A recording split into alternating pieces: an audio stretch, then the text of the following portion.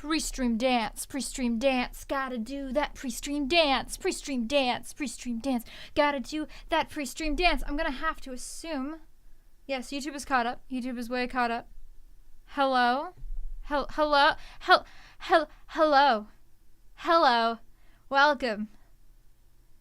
It's been almost 6 years. It's high time for this shit. Oh god. Hello, everyone. Welcome to the stream. I have red on my face. Yes, you always comment on this, Gerbil. I do, in fact, have red on my face. I also have green on my face and purple on my face. Those colors are not meaningful. Don't worry about it. Let me say hello to everyone in the chat. Hello, Gerbil. Hello, Caroline. Hello, Xavier. Hello, Rose. Hello, Mr. Sir. Hello, Dustin. Vlad. Hi. Well, I guess I should start by, answering the very first question that we have received today. Miceman's listening in the car. Welcome, Miceman, as well. Miceman is here. Don't worry, Miceman. You won't have to type for a little while. I should answer the number one question in the chat. What is Ede Valley? Well, you see, that's what this whole stream is about. Ede Valley, for anybody, for some reason, who wandered in here and does not know what the fuck I'm talking about, Ede Valley is a series of original stories that I wrote that start off as small town, supernatural, mystery, fantasy stories, and they slowly evolve into something else. What starts off as a story about vampire history teachers and dragon librarians becomes a story about the main cast traveling to an interdimensional demon city. Don't worry about it. It's fine. Just go read the stories. If that sounds interesting, go read the stories. Miceman remembered his password. He is no longer Red Site Stories. He is, in fact, Miceman. It's because he's on his phone in the car. As soon as he gets on his computer, he's going to be Red Site Stories again. Also, welcome, Dragon. Thank you for watching.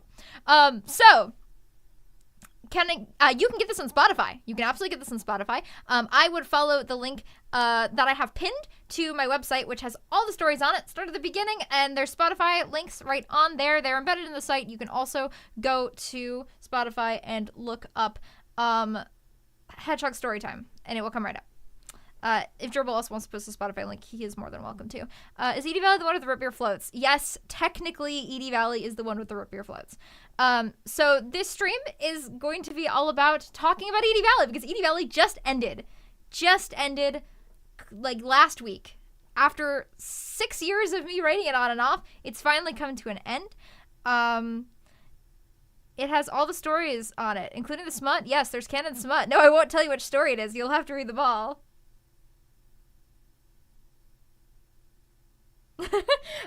So if you haven't read Ede Valley yet, I would not watch this. I mean, A, it won't make any sense and you'll be very confused and lost. B, you will spoil everything for yourself if you have any intention of ever reading it. So what I would do with the 2 hours you were going to spend watching the stream is just go start reading them. You can get through the first, 5 of them in 2 hours. So just go do it. There's only 140 of those. It's easy, right? So go do that. And, now after, I've done my warning. Spoiler section is now in effect. There will be full spoilers tonight for all of Ede Valley. I'm going to allow minor spoilers for Das Vidania as well, because it'd be kind of impossible to talk about one or two characters without talking a little bit about Das Vidania. So I ask that people keep your questions at Ede Valley, obviously, and please don't do anything to spoil the main plot of Das Vidania. I appreciate it, just in case, because there are a couple people who haven't finished Das Vidania yet. People are already saying go read Ede Valley. Yeah, if you need any encouragement, there's a whole chat of people here who really love the stories. They are a little biased because they're fans. You're not going to hear many dissenting opinions here.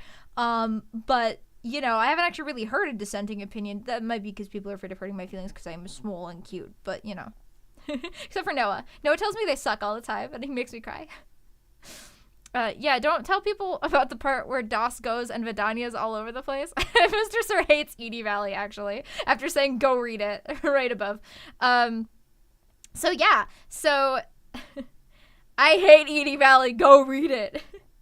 So Noah is the dissenting opinion. No, Noah read the first 2 arcs though, so he actually got quite far. I keep telling him to catch up to the 3rd one because he'll like it better than the other 2, because he liked Das Vidania, but he keeps not doing it. He claims he is gonna be done for the quiz next week, but I will do something stupid if he is actually ready. Clip me saying that, and make me do something stupid if he's there. I prefer the bug-themed Centipede Valley. Fair enough. Centipede Valley.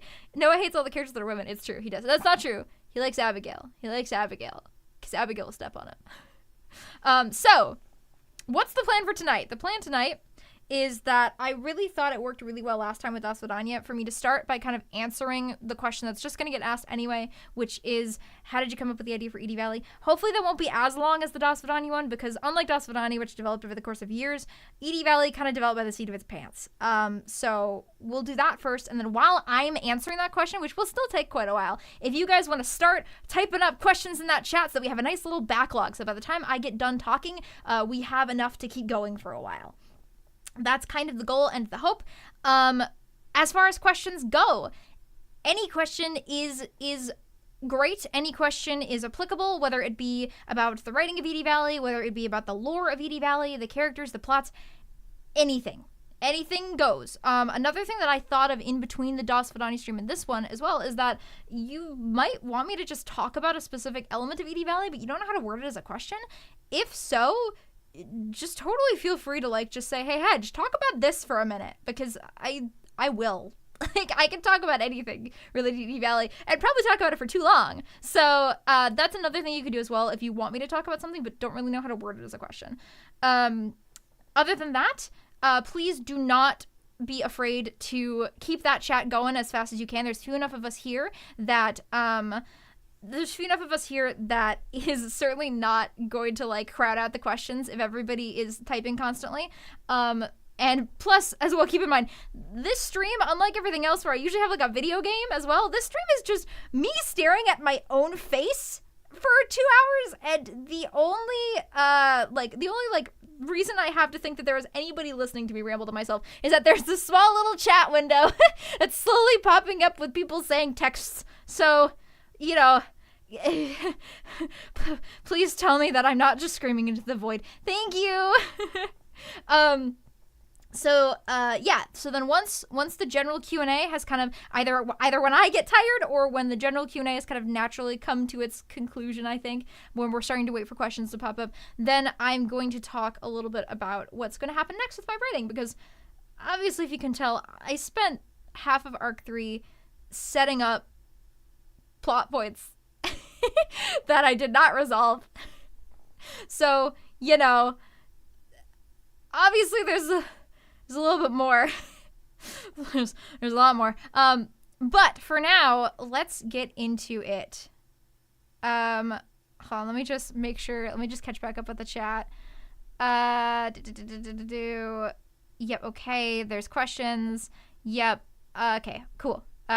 Please, Mr. Sir, don't tell them to do that. It would scare me. I'm gonna think I'm the only person who exists, and it's scary. Existentialism is scary. Okay. All right. Cool. So, without further ado, hello, Dolph Spaghetti. Welcome. Read Ede Valley. So, without further ado, let's talk about how Ede Valley came to be. Basically, wow, I'm gonna just blank 50,000 times again like I did last time.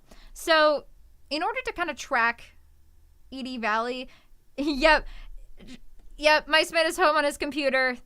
Yep, he's now read Side Stories again. So, Mice Man, you missed me saying this, but I'm going to talk about how Ede Valley started, and feel free to start typing up your questions while I'm talking, because then we're going to get a nice little backlog.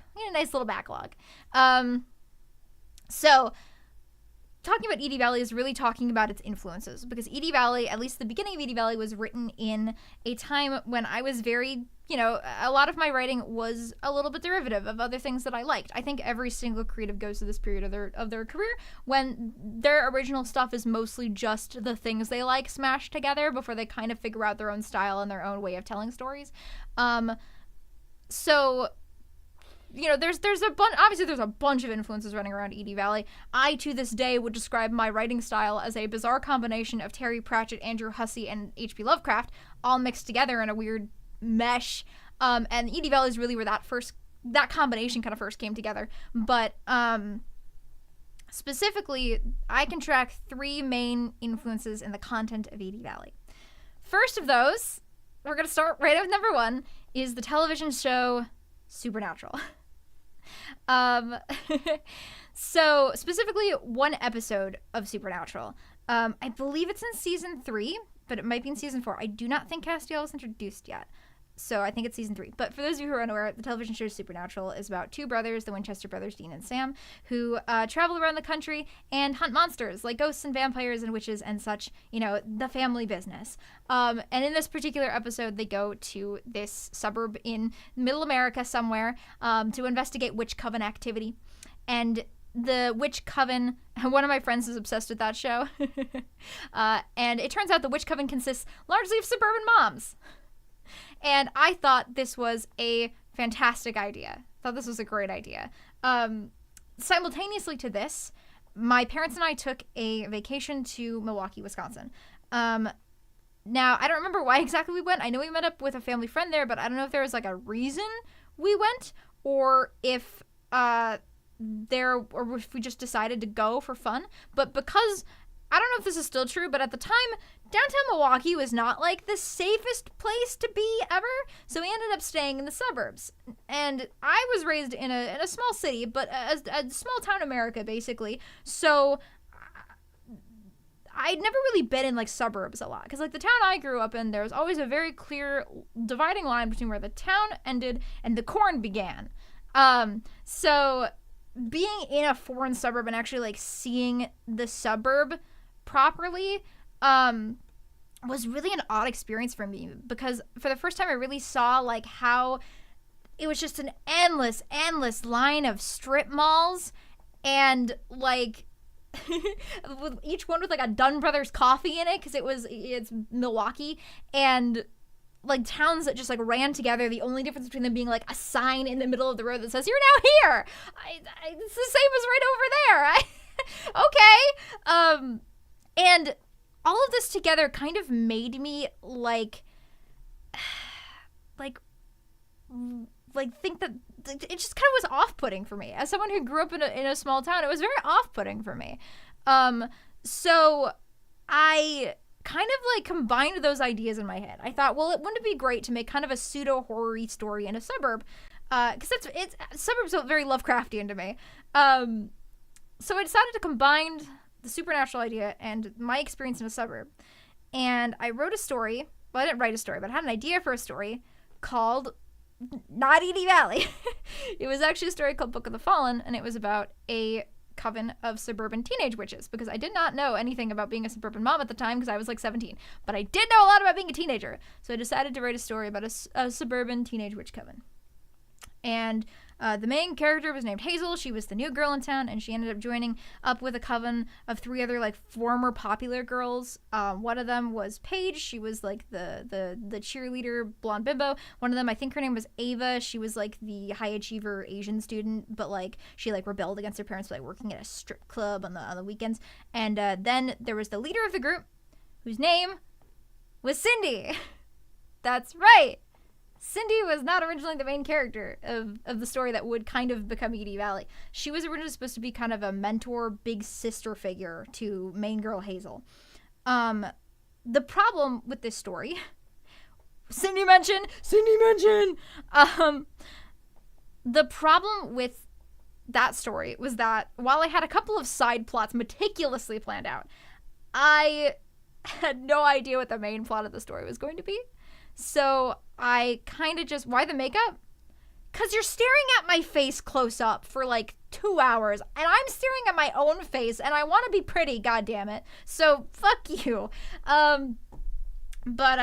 Anyway, now that Ventus, green and purple, it's true, green and purple are important, Ventus. You should know this, hopefully, if you've got it. That's the makeup, it's true. So basically, I kind of was fiddling with this story for a very long time. Thank you, Mice Man. And what I decided to do was I decided to write a little side story that talked about Cindy before her big character, backstory moment, which was identical as it became in Ede Valley later. And I found this little Tumblr post about a vampire history teacher, and I thought it was funny, and so I wrote this story about this vampire history teacher, and I decided to throw Cindy in there as Cynthia for shits and giggles. And that's ancient history. My original intention, because then I started writing a couple more. I wrote Apocalypse Club almost primarily as a way to test to see if the Apocalypse Club would make good main villains for Book of the Fallen.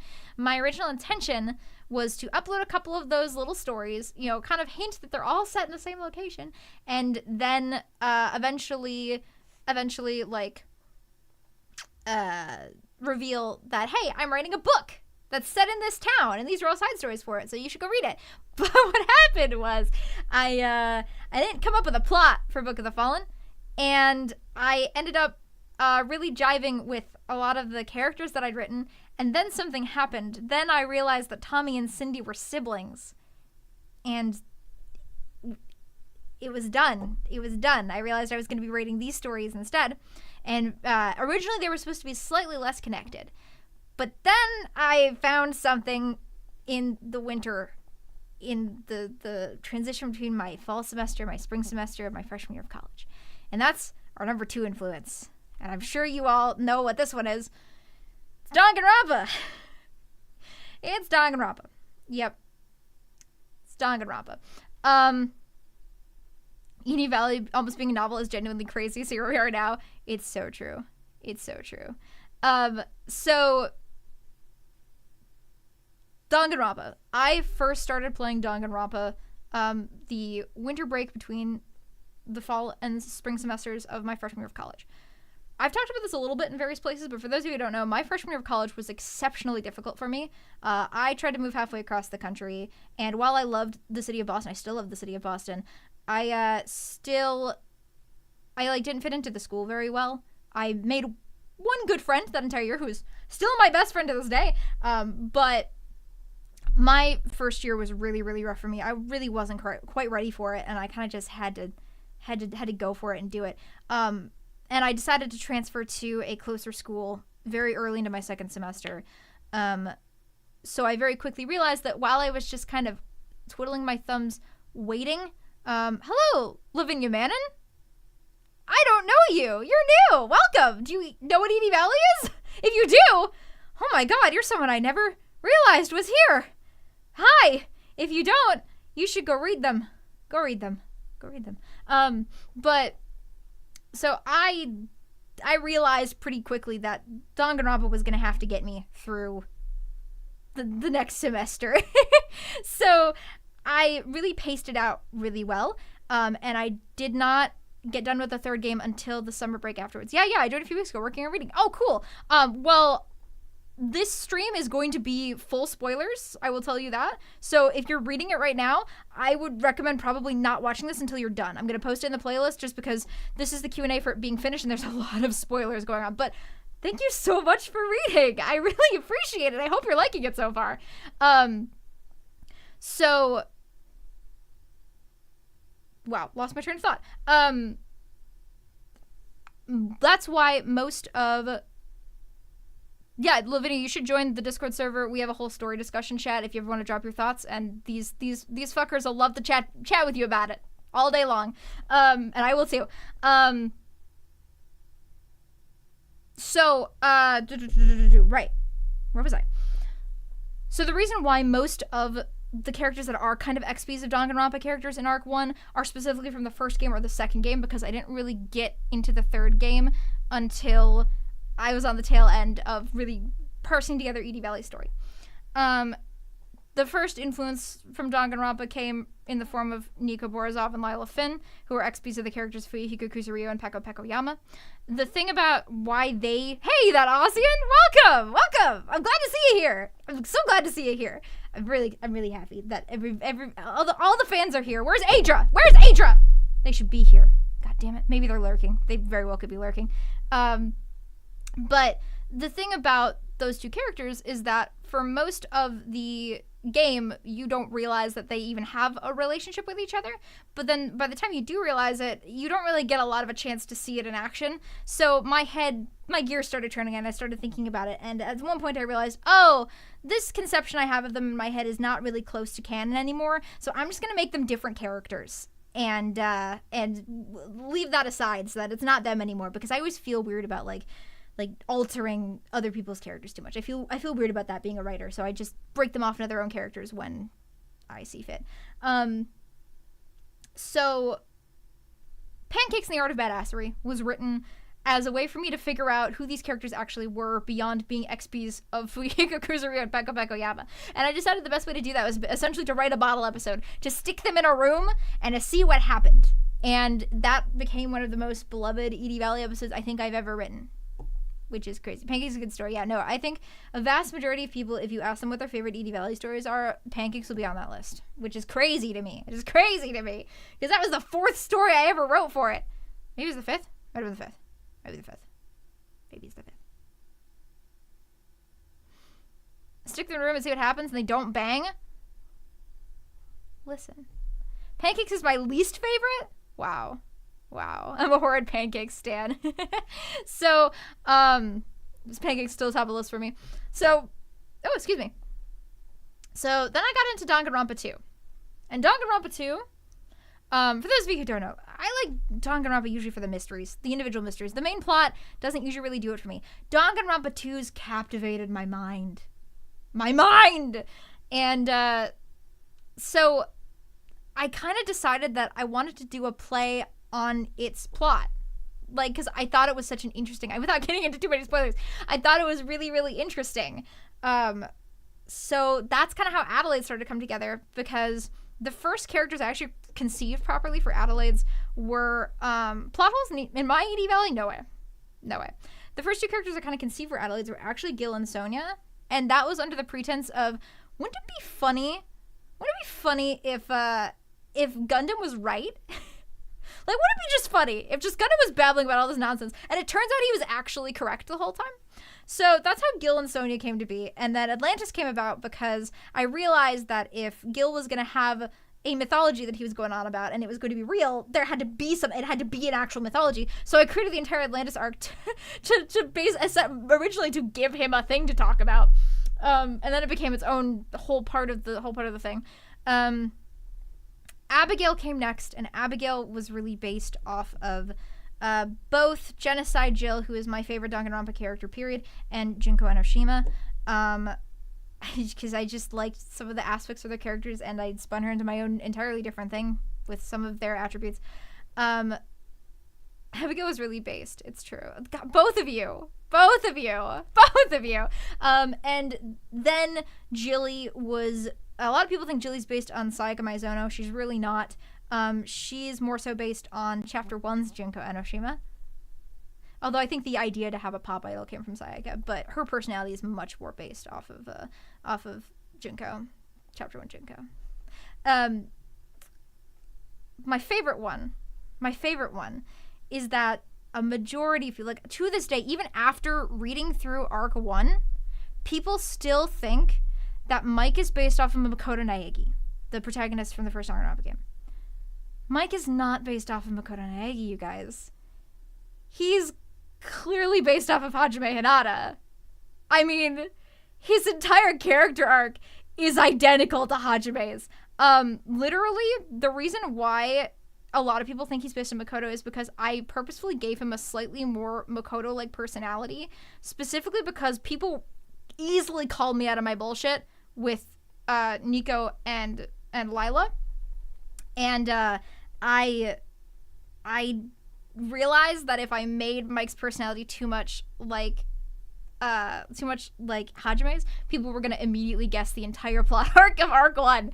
So I decided to obfuscate that a little bit. And plus, for anybody who wasn't familiar with Danganronpa, it made people much more, susceptible to thinking, oh, he's the shonen protagonist. Nothing bad can happen to him. Nothing bad's gonna happen to him. You guys, he's gonna save the day, right? Right, you guys? Right? So you might notice though that I haven't mentioned one character that is also very clearly based off of a Danganronpa character. And I haven't mentioned him up till now because he really actually is not based off of a Danganronpa character. And that's Doug, of course. my son. That's Doug, of course. A lot of people, again, think that he's based off of Nagito Komaeda from the second game. Doug has existed in my head for years and years and years before I knew of Nagito Komaeda's existence. Nagito did lend a couple of things, my king. Nagito did lend a couple of things to Doug. His appearance, first and foremost. Doug did not have white hair before Nagito. Although if you think that Doug is the first character I've ever written whose hair turned white specifically because of electrocution-based events, you are incorrect. Oh, you are very incorrect. I stole that from another story I was gonna write years ago. Doug is Hedgehog's sleep paralysis demon. It's true. Doug Bradley is the best one so far about it. Shut up. Shut up about Drug Bradley. I hate all of you. I hate all of you. I would have 2 nickels, which is a lot, but it's weird that it happened twice. It's true. So, and his voice got a little bit influenced by Nagito too. But this leads us to the third influence. And the third influence is Portal. Any of you who've read This Is Not a Cancer book will probably know this, because I think I said so in the introduction. Doug is not an XP of Nagito Komaeda. He's an XP of Doug Ratman.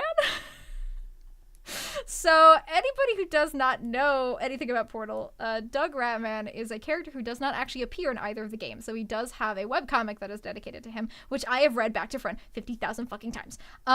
It is...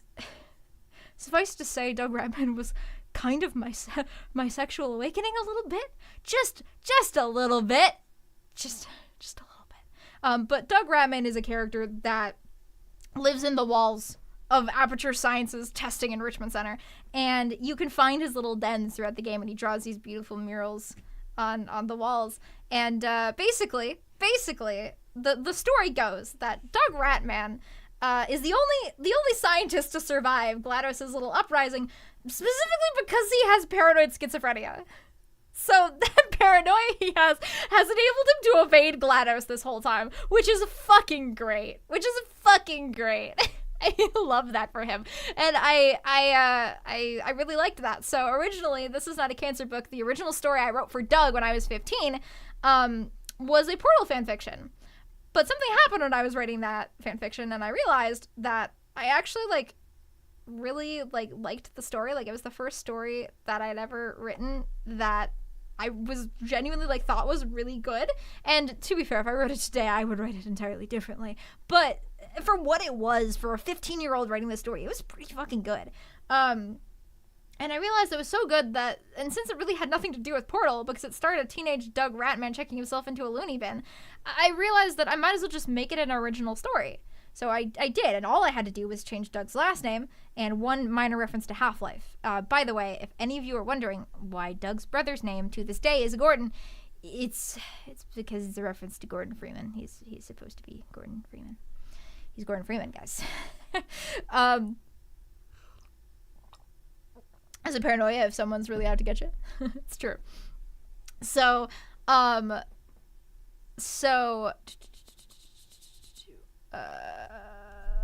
on, there's something about... Oh, yeah. Okay. So, the problem with this story was that, as soon as it lost its fanfic connotations, which originally the point of the story was characters meeting in places where they shouldn't be meeting, now that element was gone, I had no fucking idea what I was gonna do with this story. I had this great character. I had no idea what the plot to go around him would be. So I kind of ended up reluctantly abandoning this story. But as I mentioned in the Dasudani Q&A, Doug haunted me. I have notebooks and notebooks full of pages of me trying to write scenes for Doug and trying to fit him into stories. At one point, he was Jack in Dasudani before Jack was Jack. Doug haunted me Doug haunted me. And so I kept struggling for years to find a place to put him.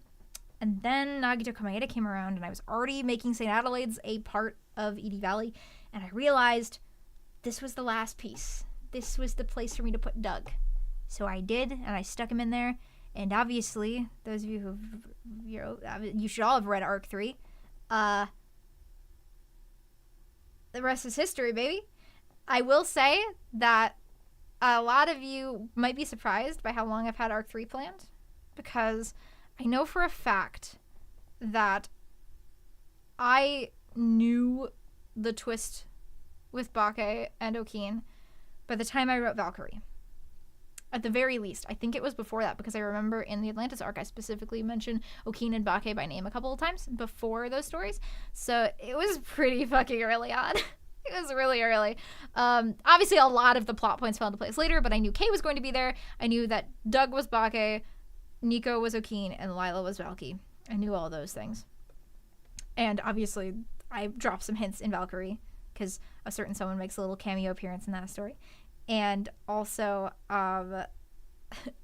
obviously in Holy Shit Part 2, there's the line where Doug hallucinates that he's got horns for the first time, which is great.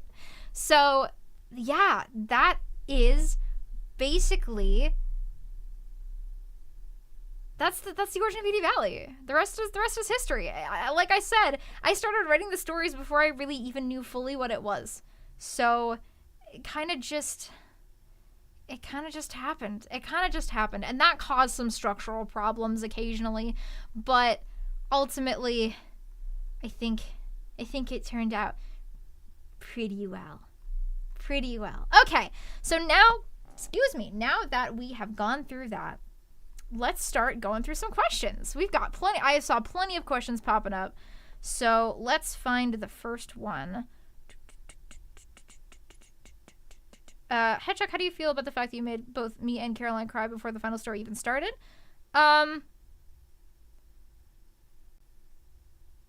Anyway, what thought process went into putting Carol and Mikhail together? Oh, what a good question, Xavier. What a good question. Oh, great. Okay. So this actually has a really fun answer. So I was getting to planning out the end of the series, and I realized pretty late actually that all three of the Miller siblings were gonna have to go. They were gonna have to leave. That's just the end of their character arcs. Inevitably at some point tonight I'll talk about the whole metaphors behind Ede Valley, but so for now suffice it to say that they all had to go. But I realized that would be really, really sad for Carol, because Carol spent all this time alone raising these kids, and she finally got Tommy back, and now they're all going to leave, which is really, really sad for her. And I didn't want the story to end sadly for anyone. I wanted it to end a little melancholic for a lot of people, but I didn't want it to end outright sad for anyone, especially not Carol, because Carol is very heavily based on my mother, very heavily based on my own mother. I purposefully did that, because my mom is the most badass person I know, and if she was in this situation, I think she genuinely might have become a hitman to raise me. So Carol is very clearly based on my mother, and I did not want my mother to have a sad ending to the story. That would be so sad. So I was sitting here thinking to myself, okay, Carol needs to have somebody, whether that be a romantic partner or somebody to live with, or she needs somebody so she's not entirely alone. So I'm thinking, is there a man that I can pair her up with who is around her age, who is conveniently oh my god, Mikhail Borisov. Because the funny thing about that is, Mikhail Borisov is based off of my father. Or at least a hypothetical version of my father. My father is much better at communicating than Mikhail is, but Mikhail's kind of based on a version of my dad. If my dad did lose my mom, because my mom made it so that my dad is able to communicate with people a lot better. He was raised in not an abusive household or anything, but not a very loving household. They were very salt of the earth Midwest, which meant that there was not a lot of physical contact, or not a lot of communication that occurred, or expressions of affection. So my mom really had to teach my dad how to do all that. So Mikhail is kind of a hypothetical version of my dad that didn't learn those lessons. So I'm hoping that Mikhail will relearn them, because the difference between my dad and Mikhail is that Mikhail did know them, but then kind of forgot them after years. Now he's got to try to relearn them again. So they ended up together specifically because I didn't want Carol to be sad, and it worked out super well because they're both based on my parents. So that's perfect. That's perfect. Okay. Let's see. How much do I need to pay to get a canon Madam and Abigail fic? I mean, what? Who said that? More than you could ever afford, little man. More than you can ever afford. Just ramble on about Abigail Hodge for a bit. Okay, so Abigail is a character who is based off of I think besides Kay, Abigail is probably the closest thing in Ede Valley I have to a self-insert, which is weird to say. That's weird to say. But I'm really interested in psychology. I took an AP Psych class in high school, and ever since I've been kind of, like doing casual research and do a lot of psychology and stuff. I specifically really adore Jungian psychology. I'm not a big fan of Freudian psychology, but I do think there's a couple of good points that he makes. Specifically, even though it's not a perfect model, I like the idea of his model of the subconscious, because it's very interesting. For those of you who aren't aware, the Freudian model of the subconscious has 3 parts. There's the id, which is your animalistic base desires and wants and needs. There's your ego, or there's your superego, which is essentially the good side of yourself. It is the Christian side of yourself that wants to do good by man and blah, blah, blah, all that stuff. And the ego in the middle is the one that kind of like communicates between the two and compromises between the two. Abigail is a very pure representation of my id.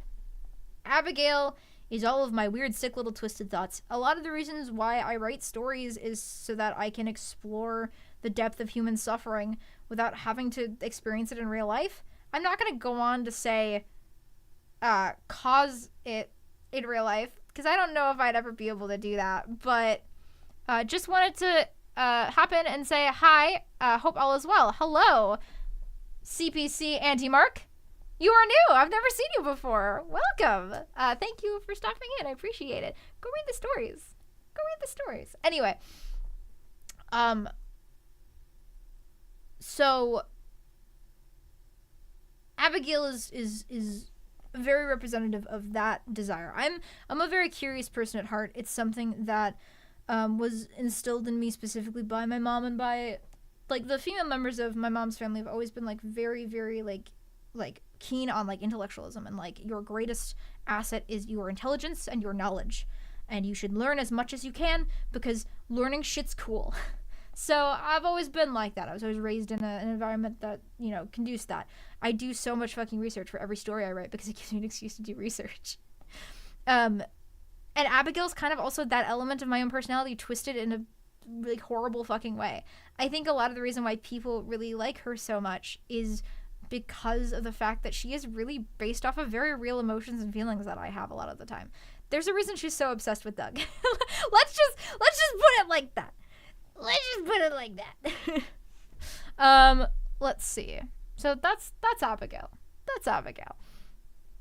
How much do I have to pay to get a canon Madam and Abigail fix this Dragon? More than you can ever afford, little man. More than you can ever afford. Or rather, I should say, $150 a month for 2 months.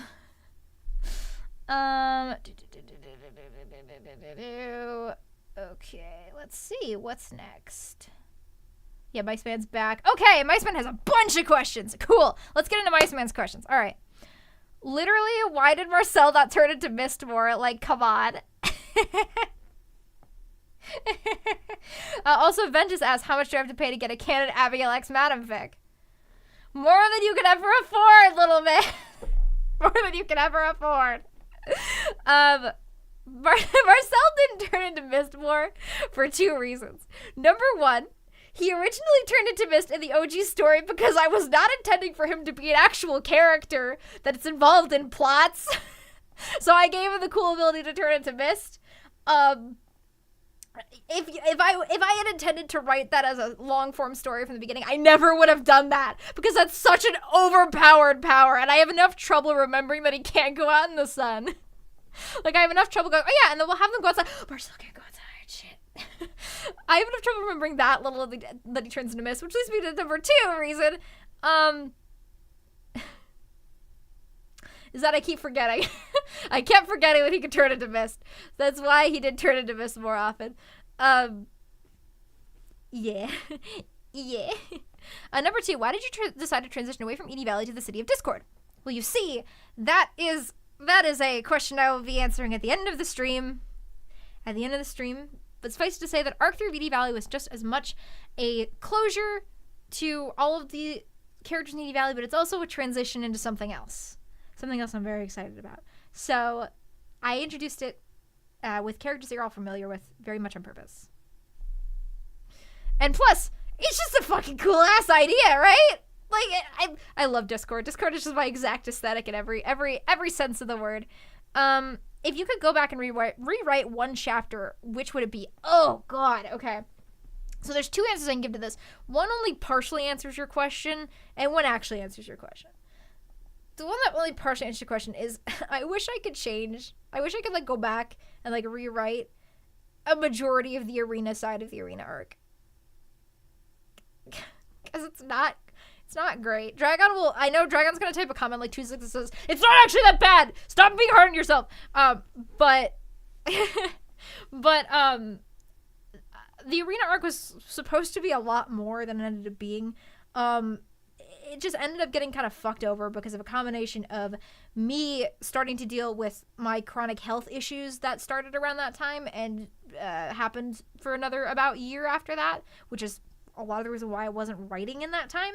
And number 2 is that it's not being hard on yourself. And number 2 is that arena arc was written in a time when I was A, burnt out from writing for the last 2 fucking years, but B, I wasn't at a level of writing ability to really pull it off yet, because I had this grand plan for this like big political intrigue like story, but I didn't realize at the time that in order to do that, you really need to outline. You need to have all your ducks in a row, and you know where all your characters are, and you need to set up scenes for all of them to talk to each other. You can't just do it at the seat of your pants like I had with Arc 1. I learned that lesson, and I later outlined the entirety of Das Vidania, and I finally did intrigue well in Das Vidania, so I'm very proud of myself there. So now I know, and then I did it again in Arc 3 of Ede Valley. So now I know that I can do it. So I would really like to go back and amend a lot of the arena arc to make it what I always intended it to be, which will be much more interesting and mind-gamey than what it ended up being. Outlining has been insane for Hedgehog Works, Lamau. It's so true. It is so true. It's so true. It's so true. But yeah, for an individual story, there's one specific one. The Fool is one of my favorite Ede Valley stories. The problem is that there's one part of it that annoys me every time I read it. And it's that Tommy just runs into Cindy, just randomly on the street. And I think that I can make that meeting much better and much more interesting and much more reasonable than the coincidence of them just happening to run into each other. Because otherwise, I think The Fool is one of my best stories. It's the first time that I did a big, like, dramatic dialogue scene. And I really did it. I did it well, I think. So I'm really proud of The Fool, except that just it irks me. That one part irks me.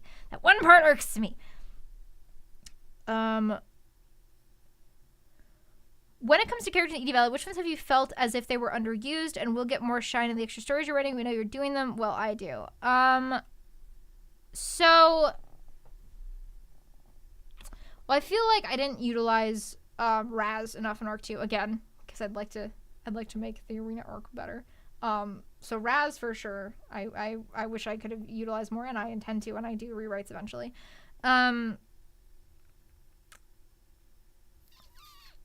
Morna in Arc 3, I feel bad about, because she didn't really do much of anything, because I had stuff for Gil to do, but I didn't really have anything for Morna to do. But then again, Morna got like most of Arc 1 to herself, so I don't feel super bad about that one.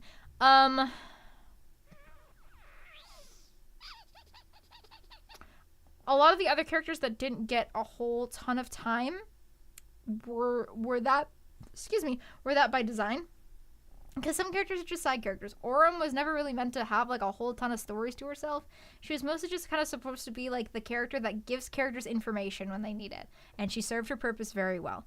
Everyone's saying the Razzler now in chat. I hate all of you. Specifically, I hate Dragon and Madam. I hate both of you very much. Yes, Adventus. I did actually kind of base Raz off of Ventus. I'm not gonna lie, like a little bit. You know, I actually did base Raz off of Ventus a little bit because we were hanging out a lot. That was when we first started hanging out, so we were hanging out a lot of the time. So I decided, let's make a character based on Windy. He's a weirdo. I am not sorry. Got a Razzler like the Razzler. Great. Okay. Right, back to Mice Man again. Jilly, spelled wrong. Jilly has an I at the end of a Mice Man. Make fun of Mice Man, please, for me. Jilly has a pretty profound impact on Doug, despite her relatively short time in the story while alive. If you could go back and make a Jilly Doug chapter, what would happen in it? And then Mr. Sir says, sex, obviously. So I actually have an idea for at least a scene with them. Not a whole chapter, because I think Jilly and Doug on their own actually have enough time. I think what happens is the whole Adelaide's group needs a little more time together, and within that, Doug and Jilly would get a couple more little banter moments, which I think would be needed. Their emotional connection, I think, is relatively strong otherwise. But I do have an idea for a scene that I would like to add upon rewrites, and that is that I mention that Common Mice Man L says Mice Man. I mention in Everything According to Plan that there was a morning when Mike realized that he didn't have a shot with Jilly when he walked in on her at their bathroom sink brushing her hair after clearly not spending the night in his own room. And I'd actually like to write out that scene because I think it would be really funny to just have this scene where Jilly's just casually just in a bra and Mike goes on and goes, what? And then Jilly goes, hey, Doug, can you hand me my shirt? And Doug goes, why would I need to? Oh, shit! Mike, I forgot you were here. Hi. We weren't having sex. Don't worry about it, man. It's fine. It's cool. It's fine. I think that'd be funny. I think it'd be a cute scene. Is it possible to know what Buttercup was up to during the events of Act 3? Buttercup, during the events of Act 3, was, she's been, for the most part, wandering. She's been trying to figure out, because the problem is that Buttercup was turned into a paragon at such a young age that she never really got a chance to, like, figure out who she is as a person and as an individual.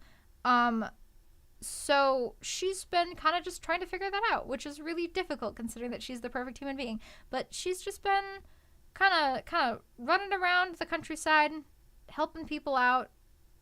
I imagine she's kind of like that character that, like, someone goes, oh no, this thing in my life is so wrong. I wish it would be rectified. And then she overhears it, and then that thing in their life mysteriously gets rectified, and they have no idea who did it or what happened, and it's just fixed, and then she moves on. That's Buttercup. Buttercup's doing some good. Buttercup's trying to do some good. Are there more truth fragments scattered around? If there are they causing more issues? There are truth fragments. I gotta head out. I'll read Ede Valley when I get a chance. Have a good rest of your night, everyone. Thanks for stopping in, man. I really appreciate it. So Buttercup, or sorry, not Buttercup. There are truth fragments scattered around. They're not really going to be causing any more mischief in the immediate future, specifically because they're so small that they're not really a bother anymore. We might hear from the truth again eventually, but it won't be ever in as powerful a form as it was before. Simply because it's been defeated. It has been defeated, hopefully. And now, finally, who the heck was the guy in the key? Well, you see, Mice Man, I didn't tell you this at the time, but his hold is turned so tight is not a part of Ede Valley. It's not actually Ede Valley story. That was a one-off. That was a one-off. That was a one-off. Not that it might not be important, but it was a one-off. So I'm not going to answer that one.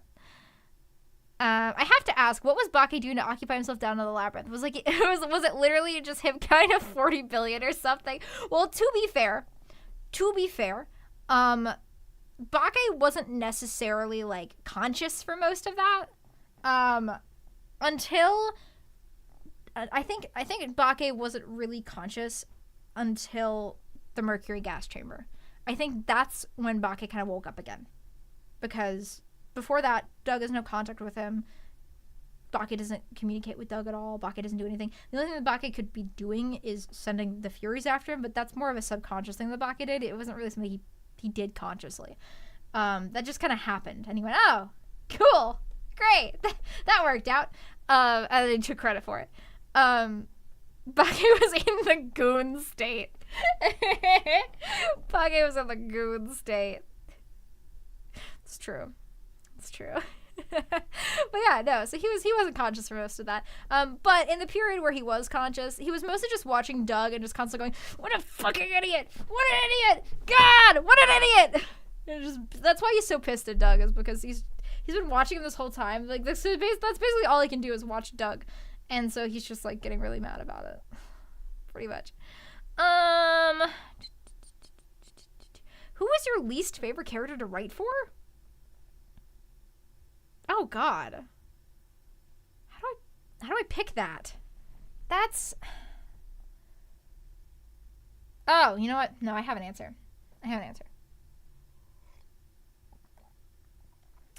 Robert Miller, I detested every moment that man was on screen. I detested it. I hate that son of a bitch. Anyway. Have you ever deliberately wrote something in your stories to hurt a specific person? Yes. Dragon. Frequently.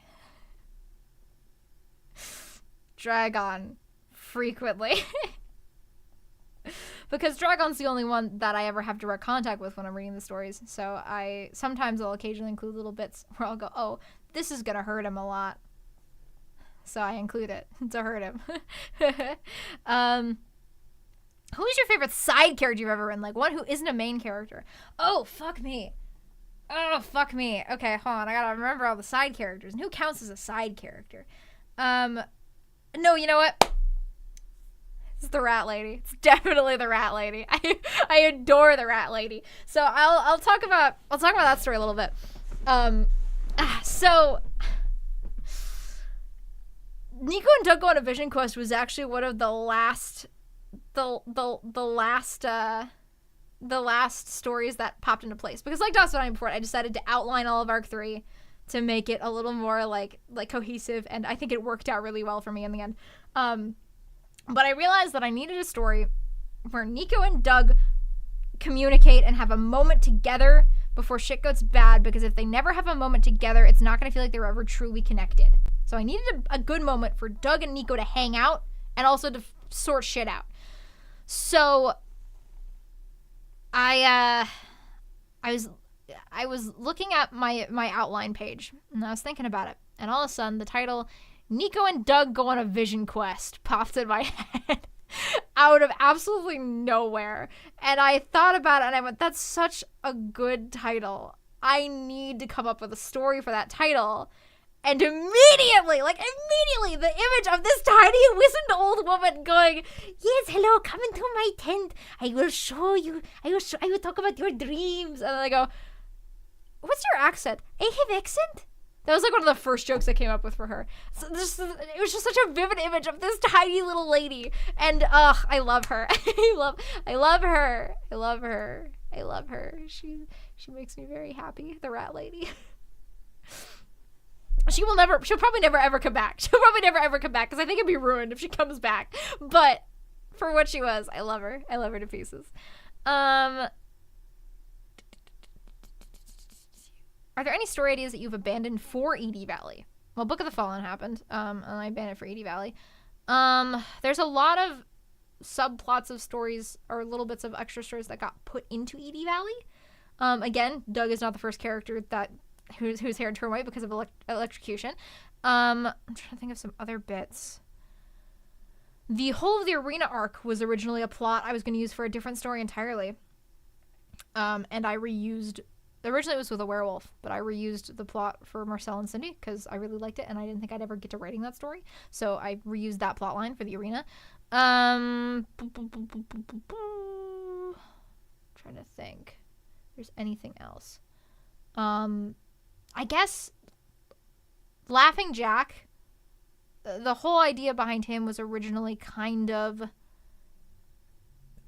a different character for the Sisters Dukov, oddly enough. And then I ended up realizing that I wanted it for him instead. So a lot of those elements came over. Flora and Kuro were two characters that were entirely separate from Ede Valley, and I had backstories all for. I'll talk about that at the end of the stream again, but they were originally entirely different characters that I put into Discord because I realized that we needed to meet some people who live in Discord so that the city didn't feel empty. And so we do.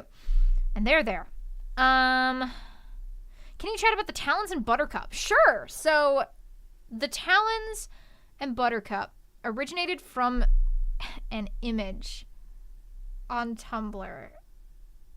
And I don't think I'll be able to find it. But it's a pretty iconic image of these three big Doberman dogs and this little Pomeranian sitting on a motorbike.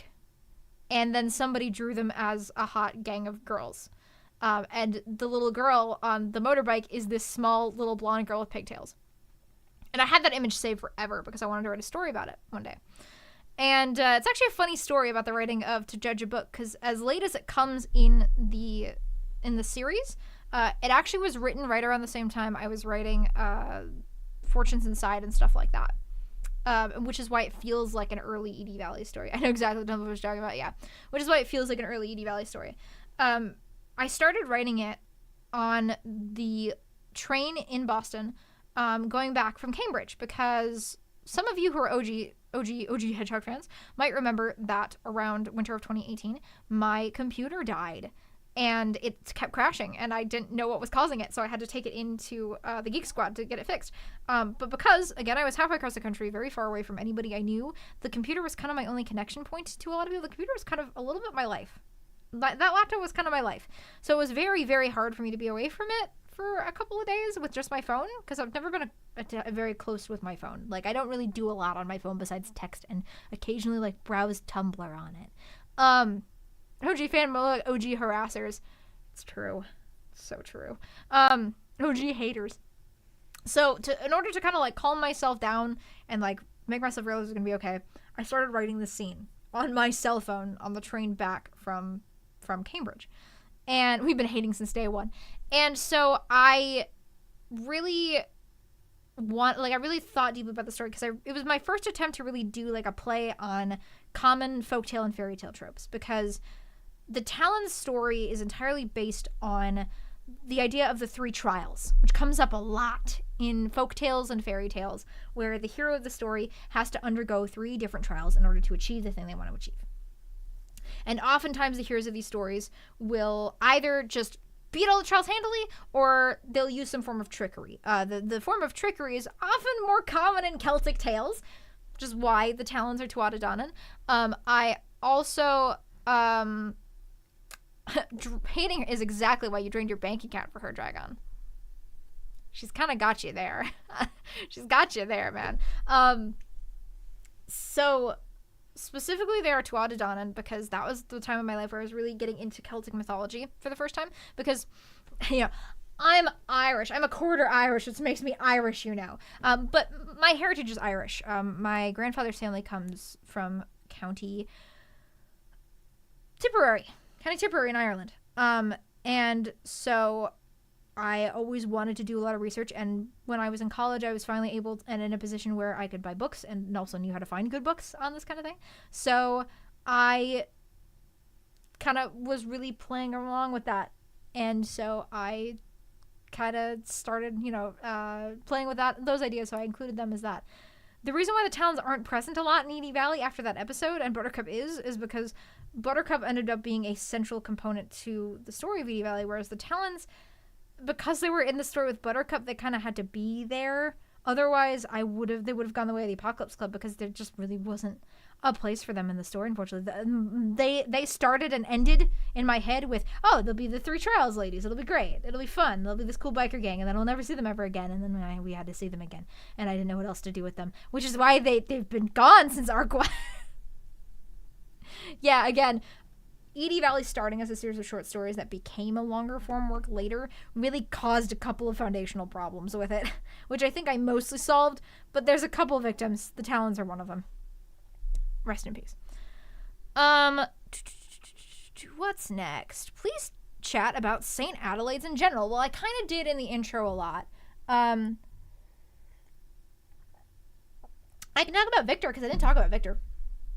Victor is the only Adelaide's kid that is not based off of a Danganronpa character. He is instead based off of Herbert West from Herbert West Reanimator. So he's also kind of an XP. But I wanted to play around with like the idea of the classic Frankenstein, because I just spent yet another semester having to read Frankenstein. For this year, where I had to read Frankenstein my junior year of high school for a class, and then I had to read it again my freshman year of college for an entirely different class.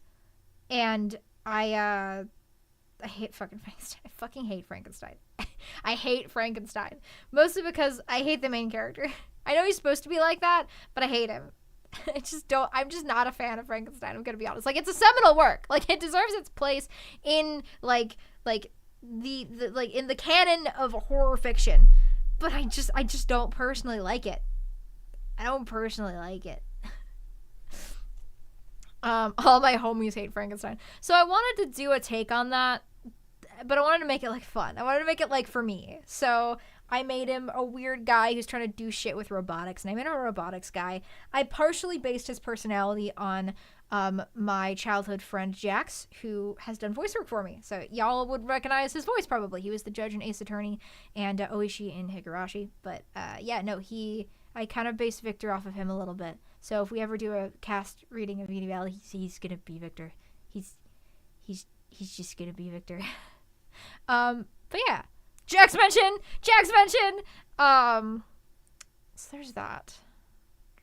Besides that, St. Adelaide's, I think I mostly talked about what I wanted to talk about it.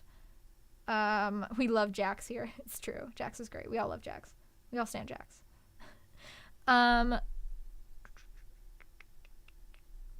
Let's see. Lots to talk about Danganronpa. Yep. Okay.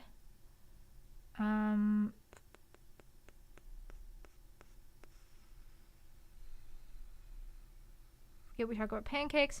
How did Lila get her sword? She says an October picnic that Nico gave it to her, but then there's a flashback of the guy that taught her how to use the sword giving it to her.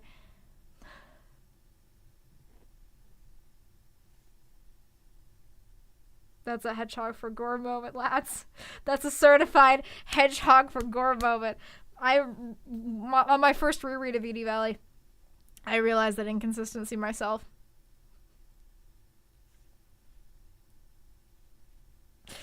So I'm gonna say that it's both. It's both simultaneously. Who knows? Who knows? I'd go with the latter. It's the dojo master that gave it to her. So don't worry about it. Don't worry about it. Don't worry about it. How exactly did Nico and Lila meet? I know she saved him, but I think from what has changed. So I never went into it kind of on purpose, but from what I remember of what I thought their backstory was, Lila was living on the street after her mom died, and she was picking pockets to live, and she happened to see this rich kid who had a really nice watch, and so she went to steal his watch, but just when she was going to steal his watch, she waited for him to get separated from his bodyguard so she could steal his watch. But when she was going to do that, Nico actually got cornered by an enemy of his family. Lila stepped in to save him, and then the bodyguard came in and found them both. And Nico said, hey, this chick saved my life. And so they take her, they initially just are going to give her a meal and pat her on the back and send her on her way. But then they realize, oh, she's homeless and she's really nice. So they kind of just adopt her. That's kind of what happened with them. My voice is going. All right, let's see. What else have we got here? We're talking about Abigail. Abigail, or based in Hodgepilled. So much based in Hodgepilled. Cal didn't actually take Cindy's soul, so was her breakdown just because she thought she lost her subjectivity? Yes. So the ultimate irony of that moment is that literally because Cindy doesn't actually have any subjectivity in the first place, which is also kind of the reason why Gil's magic was able to be compatible with her. That's kind of the reason. She kind of, so I mentioned this briefly, but Cindy basically developed an artificial subjectivity just because everybody else had one. So she kind of subconsciously just developed a fake one. So then Cal was saying, I've taken your subjectivity, made her go, oh my god, my subjectivity's gone. And so it shut off, and she, it basically, Cal basically just like psyched her into remembering that she doesn't have subjectivity. So yeah, her breakdown was entirely psychological, entirely on her own. It was entirely her realizing on her own, basically, that shit sucks and that her life isn't what she wants it to be right now. Let's see what else. We're talking about Doug now. My boy Doug, I have so many feelings. Doug, King, Drug Bradley, I hate both of you. She likes anime and is a woman. Of course, she's making white-haired male characters. That's what female anime fans lust for. You are not wrong. You are not wrong. You are not wrong. Tell us about the other white-haired person. I will not at the moment. For reasons that you'll see someday. Okay. I remember there being a song that Doug was associated with because it was associated with This Is Not a Cancer Book. Was it Strange Town? So the song that Doug was associated with in Arc 1 was The Seen and Heard by Relay K. It was not related to This Is Not a Cancer Book. Literally, the reason why he's associated with that song is because I heard that song and I thought the singer sounded just like how I imagined Doug in my head. So, and plus there's the final line where he says, I don't wanna go. And that, I just got a moment in my head of him sitting in Abigail's laboratory all on his own, just, don't wanna go. And that song really feels like just a Doug song specifically because the singer sounds so, like, just nonchalant, like, whatever, you're stealing my music and you're listening to it, who cares, I'm having fun, whatever, it's fine, whatever. Like, it's very laissez-faire, very, like, the whole singer spends the whole song going, whatever, man, it's all cool, I'm good. And then at the end of the song, he has this moment where he goes, no, but for real, though. And I felt like that was very Doug. So that's why that song is associated with Doug. Strange Town later gets associated with Doug because of Discord and because of Doug's association with Discord. Strange Town's more about Discord than it is about Doug, though. Doug was my sexual awakening, yes, indeed. Yeah, it's not paranoia, someone's really out to get ya. Okay, oh god. Oh, fuck. Hold on, we gotta scroll back up. Hold on. Oh, Jesus Christ. Okay. I don't know what he was a consul of Rome is in reference to, but it's fine. What happened to Monty and them? Where are they right now? They're living their best lives, man. I mean, Morgan's in jail, obviously, because he was 18. Morgan's in jail. The rest of them, they're chilling. They're chilling. Jonah and Morgan, or Jonah and Jake and Monty are just chilling. They're having a good time. Over the Ocean is not an Ede Valley story, so I will not talk about it tonight. Doug wouldn't leave your head? That's ironic. Shut up. Kay is a bitch in an entirely different way from Abigail, and I adore that. I love Kay so much. Well, thank you guys. I appreciate it. I'll take this opportunity to talk about Kay because I want to talk about Kay too. So remember I said earlier that Abigail was my id. Kay is also my self-insert in an entirely different way. They're both representations of the darker side of the subconscious, but Abigail falls into the Freudian model. K falls into the Jungian model. Now, I like the Jungian model a lot. We stand K in this house. I like the Jungian model a lot more than the Freudian one because I feel like it's more relevant to me specifically, but I feel like it's more all-encompassing and less, like, morally, like, inclined. Like, Freud's is very, you have an evil side, you have a good side, and a side that communicates between them. Where Jung's is much more, like, complicated and much more, like, guys, I'm dating Kay and Abigail. Is this a win or a loss? I can't tell. Well, listen, for people like Madam, it's an objective win. So, for the Jungian model, I'll go explain this psychological term now, too. The Jungian model is a lot more, like, simple, but a lot more complex than the Freudian one. So, in the Jungian model, there's also 3 elements. The principal one that is mainly talked about is the persona. And if you're familiar with the video game series Persona, you'll know what all this is. Mr. says, I'm jealous, except for the part where it's Hedge. It's a win, especially when you get to the part where you die. It's a very romantic death. So, the persona is basically the mask that we all as human beings wear to the world. And every single person has a persona. Every single person has a lot of different personas. You know, you might have a persona of an office worker. You might have a persona of a high school student. You might have a persona of a college student. You might have a persona of a barista. You know, people wear masks that portray what they think the people around them want to see. I myself right now am wearing a persona for all of you. I'm wearing the persona of the pseudo-intellectual writer spewing out bullshit about psychological terms that you probably already know about. Everybody wears personas. It's not a bad thing. Everybody has them. It keeps society functioning and flowing. After that, you have the self.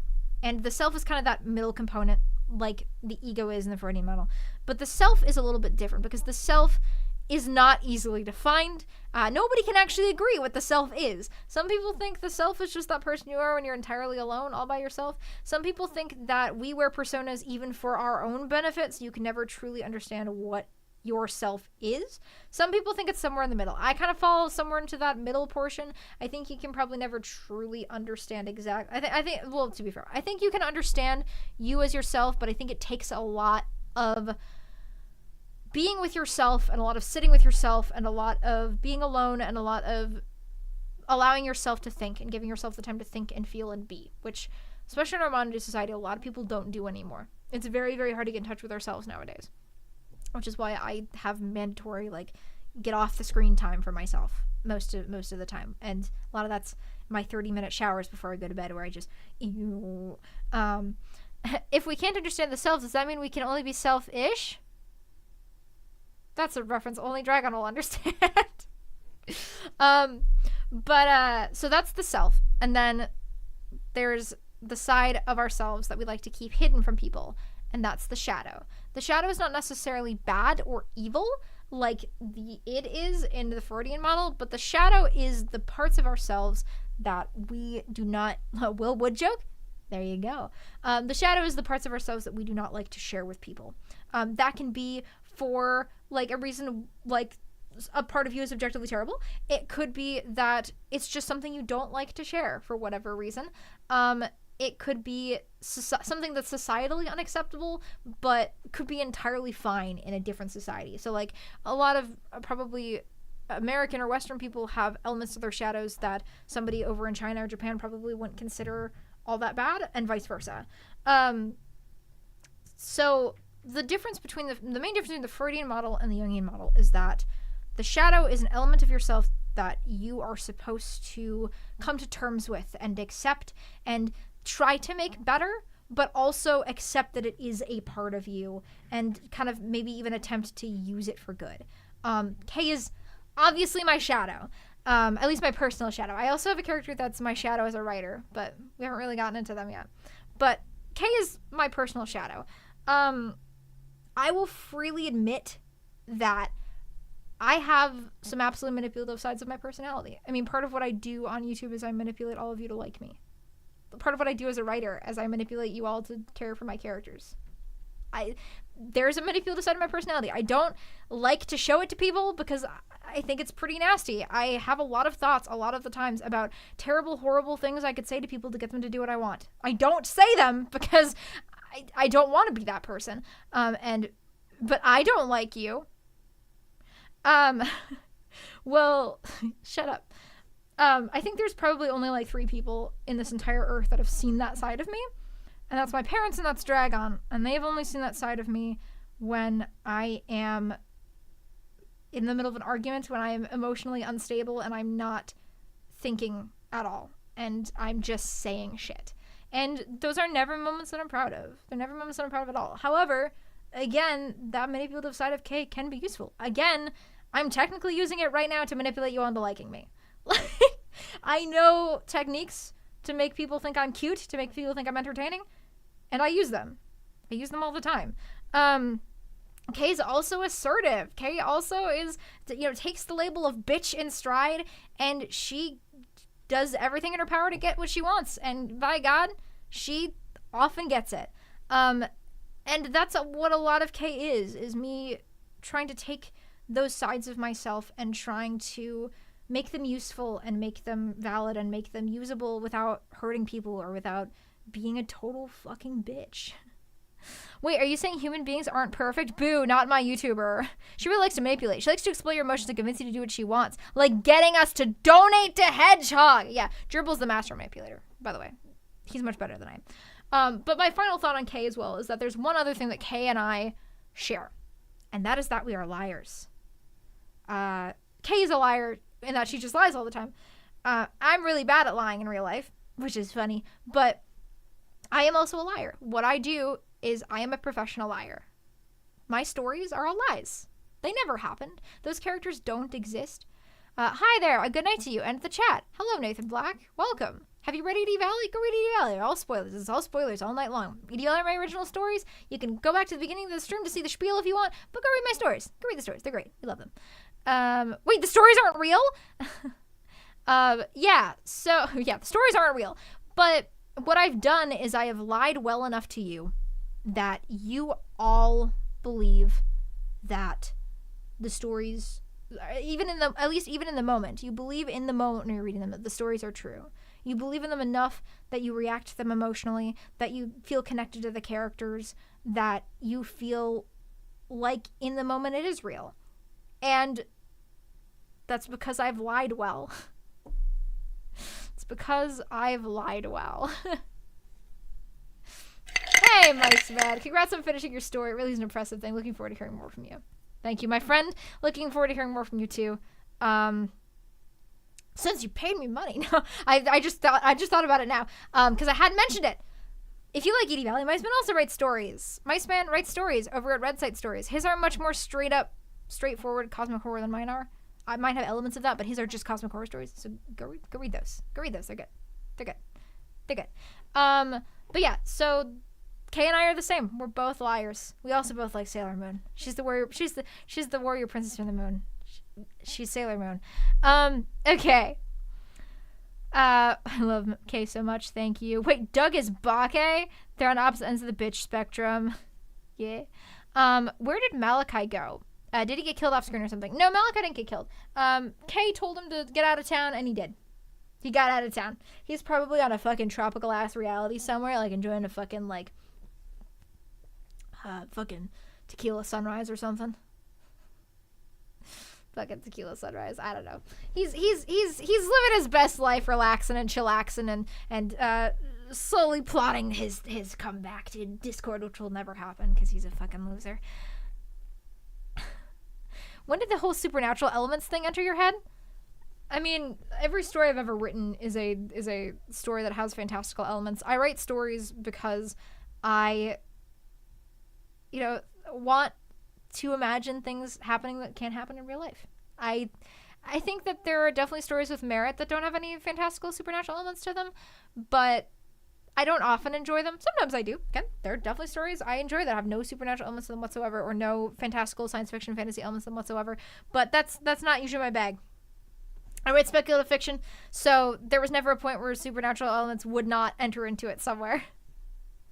I mean, they're baked in from the very first story, so Okay. Oh, the metaphors. I need a comprehensive metaphor breakdown. Okay. Let's talk about the meaning of Ede Valley. So, the meaning of Ede Valley changes slightly as it goes on. As, you know, I went from being a 19-year-old kid to being a 24-year-old woman. But Ede Valley has always been at its heart about the process of growing up. Ede Valley has always been about my journey to grow up. Which was something that, you know, I mentioned earlier. Growing up, you know, that first year of college was really fucking rough for me. I had a lot of trouble transitioning into adulthood, and now I'm much happier here than I was as a kid. Let me tell you that. I have people actually reading my stories. I'm creating art that I love. You know, I have everything I could ever want. I met the love of my life, who was not in Menominee, not in my hometown. So, you know, I'm much happier as an adult, but it was a journey to get there, and Ede Valley was definitely kind of that thing that was kind of trying to push myself through to get there. So in Arc 1, because bear in mind, Arc 1 was written by a kid who had very few friends. Arc 1 is written by someone who went through her last couple years of high school thinking, I'm going to get to college, and I'm going to meet the coolest people ever, and we're going to make movies together. It's going to be fucking great. And I got to college, and I met a couple cool people, but only one that stuck. And everybody else there just kind of wasn't, like, my type of person. Like, they weren't bad people by any means. They just weren't my kind of people. Like, they just weren't. And so I spent all this time building up in my head that I was going to get here and I was going to suddenly have all these friends. I just looked into this and wow, I think next week's won't really get boring for me. Oh, congratulations. Oh, thank you so much. Please do read them. And if you want to join the Discord server and tell us your thoughts about the stories and story discussion, we would love to talk to you about it all day long. But yeah, no, thanks, man. Please read them. I'd love you to read them. I love everybody to read them. But so basically what I was saying was I got to college and I didn't suddenly have all those friends like I thought I was going to.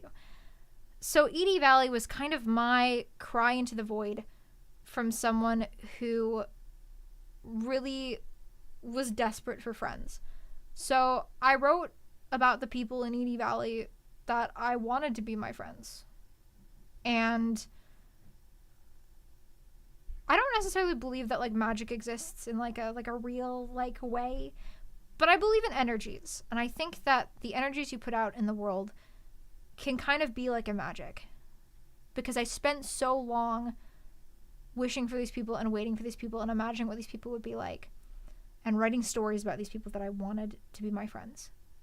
And by the end of Arc 1, I was friends with most of them. Most of the people I hang out with today, I was friends with by the time Arc 1 ended, or at least was acquainted with. So, you know, I'm not gonna name any specific names because I don't want to separate out folks. But no, you know, if you're out there, you know who you are. And you can really see that in Arc 1 because you can see that my dialogue with writing people and writing conversations just gets so much better as it goes on because it starts sounding very much like a TV show. The characters talk like they're on a TV show because that was most of my communication was through TV. And by the end of Arc 1, they talk much more naturally like real people because I was actually talking to real people.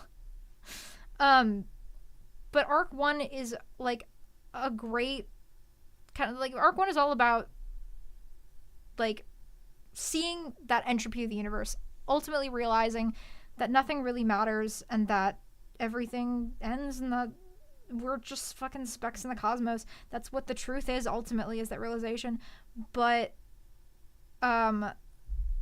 realizing that it doesn't really matter, that what matters is the people that you go through life with, and that's why in the end they all together destroy the truth. Well, most of them, a couple of them aren't there, but most of them together destroy the truth because that's what the ultimate lesson of Arc 1 was. Arc 2 is kind of taking that lesson of gathering those connections and is all about deepening them.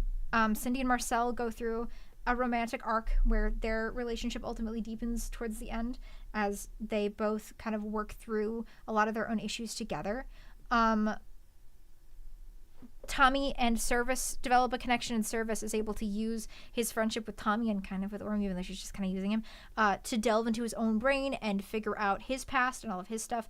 There's a lot of metaphors going on there about, you know, the Service's layers of his own brain are kind of like the layers of your own brain, kind of like using using the people around you and using those support systems that they give you in order to kind of figure out yourself and figure out who you are, of taking those external things that you've gained in Arc 1 and using them to kind of internalize and figure out who you are and who you want to be based on the people around you.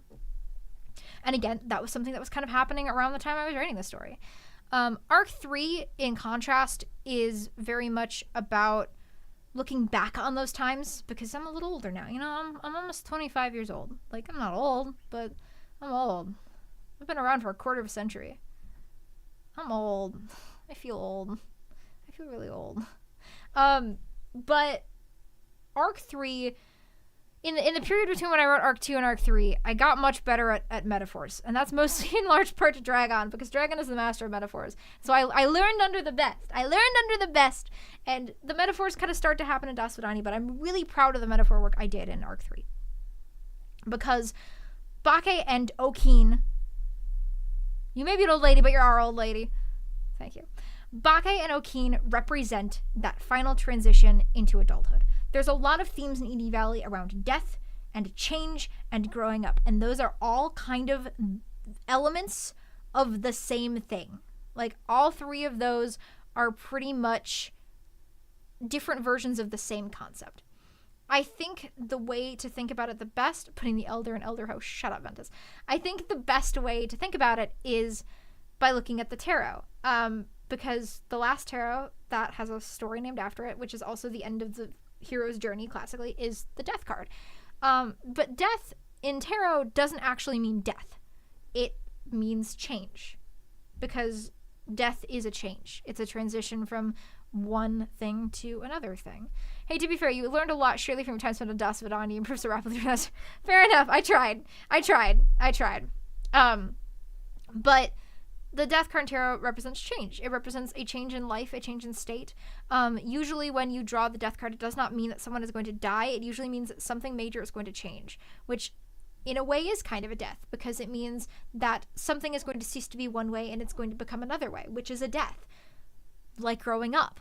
You know, when you grow up, ultimately that person that you were as a child does die. They disappear. They don't exist anymore. It's a slow death. It's a transitional death. But it is a death. And then the person that you become as an adult kind of slowly comes into existence and is slowly born. So specifically, the metaphors all come to a head in End of Act 3. A lot of the characters deal with death throughout the course of Ede Valley. Specifically, they deal with death in Arc 3 because I've been dealing with the death for the last, year and a half. My grandma passed away. Not this winter, but last winter. And my whole family's kind of dealing with it because she was kind of the matriarch of our family. I miss her a lot, like every day. So the characters think a lot more about death in Arc 3 because of that as well, because I always put what I'm dealing with currently into my writing. But specifically, Doug deals with death in the form of all three of the Furies and in the form of his own death, because that death isn't a real death, it's a metaphorical death. In the future, I'll often refer to Doug and Bake as one guy, because even if they aren't one guy in terms of the lore, in terms of the metaphors and the story behind it, they are one guy. Because Bake isn't a different character from Doug. He's just Doug as an adult. Bake is the person that Doug would turn into when he was older. Obviously, he's a little more fucking crazy and a little more exaggerated because he's a fucking king of the city of demons. But, genuinely using Bake and Doug, among other things, to represent growing up and the death of the younger self is just such a good angle. That's why I think End of Act 3 struck such a chord. I agree. I really hope it did, and I think it did with a lot of people. Because, yeah, I mean, growing up is kind of a sad thing. You do kind of lose that person that you were when you were a kid. But I think ultimately the hope is that you'll grow up to be a better person. You'll grow up to be, a person that you can, send yourself a letter back when you were a kid and go, hey, things get better. You get cooler. Things get okay. And that feeling that your younger self is stuck in a straight line straight to the adult self. Yes, absolutely. Because that's the goal, is that things get better and things get okay. And I'm not gonna go into specifics, obviously, but a good way to illustrate this is that Doug Bailey, the Doug Bailey that you all know in Ede Valley, maybe not quite right away, because I did start writing him before I was really in communication with him, But Doug Bailey in arcs 1 and 2 is very based on Dragon when I first met him. Just because, listen, I'm going to be honest, I'm in love with Doug Bailey, and I'm in love with Dragon. And so they got mixed together. Obviously they did. But there are also a lot of similarities between them in the first place. But Doug Bailey, and even in arc 3, Doug Bailey is the person that Dragon was when I met him. Bake is Dragon now. And obviously there's a very clear distinction between those two, because Dragon and I have spent our... Dragon is a clown, confirmed. It's true. Dragon and I, to put this in perspective, Dragon and I have spent pretty much our entire adult lives together. Like, we started dating when we were pretty young, and we moved in together when we were pretty young. And luckily it's worked out for us. But yeah, no, the two of us have spent our entire adult lives together. So, and I think the period between your late teens and your early 20s is where you change the most. So I got to watch him change like that. And so I decided to use that in my writing. Obviously, it's not a one-to-one by any means. Dragon is not a lord of an interdimensional demon city, but that's how he is in my head. In my head, Dragon's a rock star, so you know he gets to be a rock star. But what did my man say? You can't avoid getting older. That is the scariest thing of all. It's very true. Getting older is scary, man. Getting older is scary. But it's also kind of fun, too. Younger me's a little shit. I'm going to time travel to kick him in the ribs. And that's one of the reasons why Bake hates Doug so much. And that's one of the things that Bake is going to have to contend with in the future. Because as much as Doug has to contend with the person he's going to become, Bake now has to contend with the person he was. I'm not going to go into detail about that, but it's just something to remember. All this growing up stuff hits hard. I'm turning 20 this year. It's so weird for me. Oh, wow. Well, congratulations. I want to say it only gets better from here. In some ways, it's going to get a lot harder. But in some ways, it gets way better. So, it's just different. It's just different getting older. Baby. Yeah, you must have been really young when you started reading about, like, holy shit. But yeah, it's different.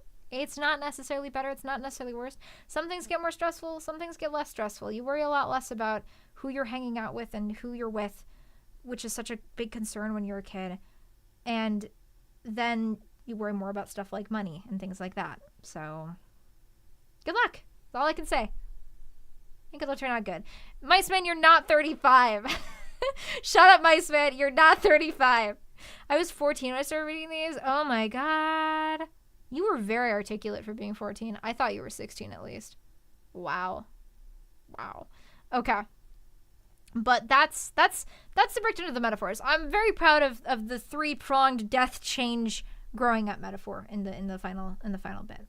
But the metaphorical death of Doug hit me at this time where I had to leave a lot of really important things in my life and myself behind. This has been really good to hear broken down. Well, thank you. I appreciate it. And I'm really glad. Thank you for bringing it up so I could talk about it, because it's something I really wanted to talk about tonight. Like, that was something I was like, I need to talk about this thing before the end of the night. I will make it happen. But damn, Caroline, that's crazy. I actually could barely tie my shoes at 14. Yeah, it's true. Dragon wore slip-ons, and Dragon still wears slip-ons. Get to make fun of him a little. Your dad is a mafia boss? It's true, yes. I'm going back through the comments now, and obviously I'm gonna cover some that I missed. But Dragon says, it's so funny because I 100% ship Carol and Mishka since Carol's story. So when I heard the reveal, I was ecstatic. It's true. Literally, I want to tell you guys this. So I don't often talk about Dragon's reactions because it would spoil a lot of things. But Dragon, sorry, I hit my mic. Dragon gets to hear the stories usually about like a month or two before you guys. It's often 2 months. I try to make it 2 months, but sometimes it's only a month towards the end. Like, you motherfucker can't tie his shoes. I like loafers, listen.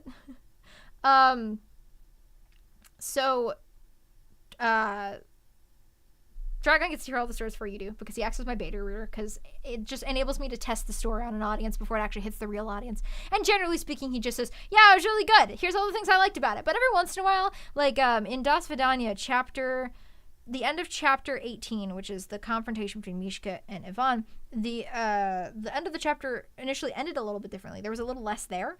It ended a little more abruptly, and Dragon called my ass out and he said, this ends too abruptly. And so we workshopped it for like 20 minutes, and it's way better. But we got to the Carol and Mikhail reveal. And I'm reading the story. I'm saying, yep, the nice fancy black car drives in, and then I scroll down on the page and he sees the name Nico Borazov and he goes, yes! Yes! I knew it! Yes! And that's exactly how he reacted.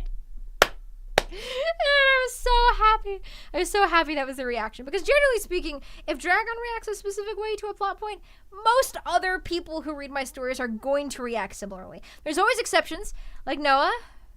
Noah's a very notable exception. He reacts almost exactly the opposite way that everybody else reacts to most of my stories, except for Abigail. But that's how I reacted too. But it was really funny to see. Okay, let's see.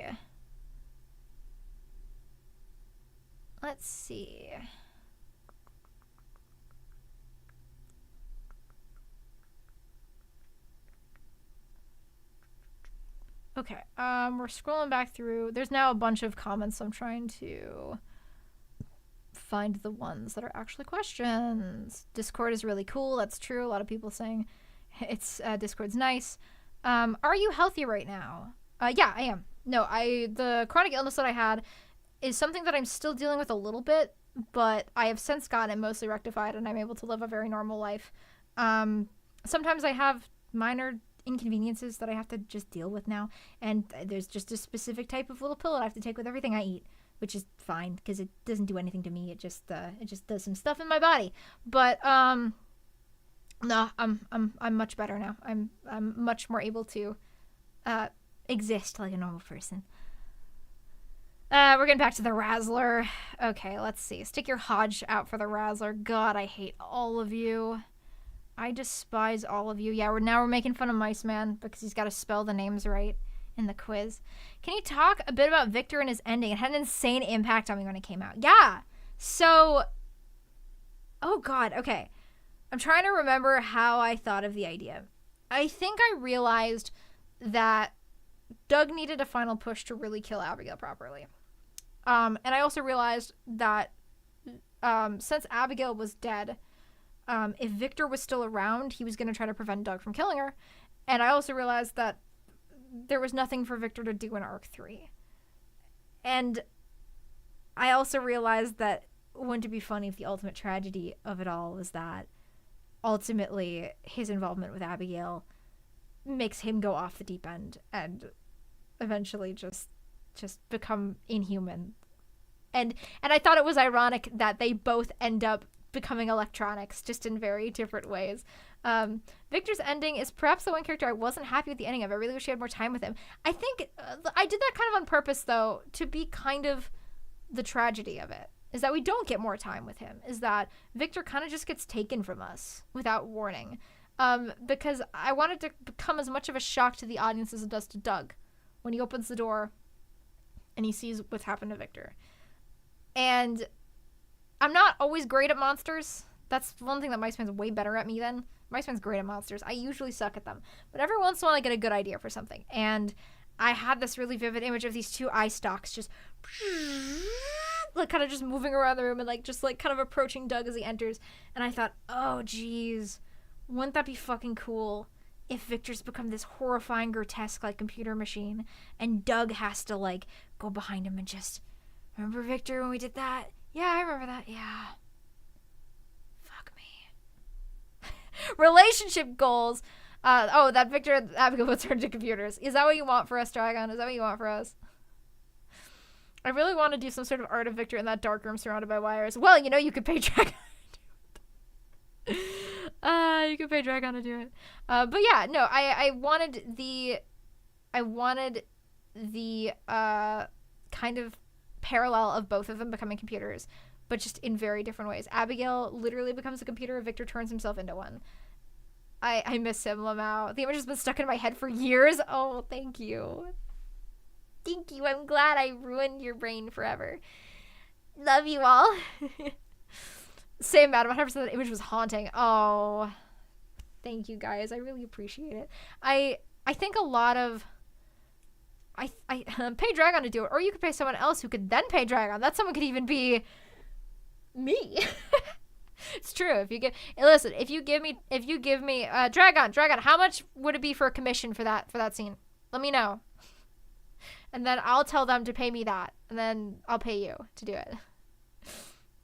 Um, but I think one of the most important things people learn in writing, and I think one of the most frustrating things for people who are learning to write, is that concept of seeing something in your head and not being able to get it out properly. Like, that was something I struggled with for years. I'm a very visual thinker. To be fair, I've trained my brain to think in words now, but throughout most of my life, all of my stories are movies in my head. Only difference is the characters don't have faces. I don't know why people in my head don't have faces, but the characters don't often have faces. I have to come up with those in the moment when I'm writing.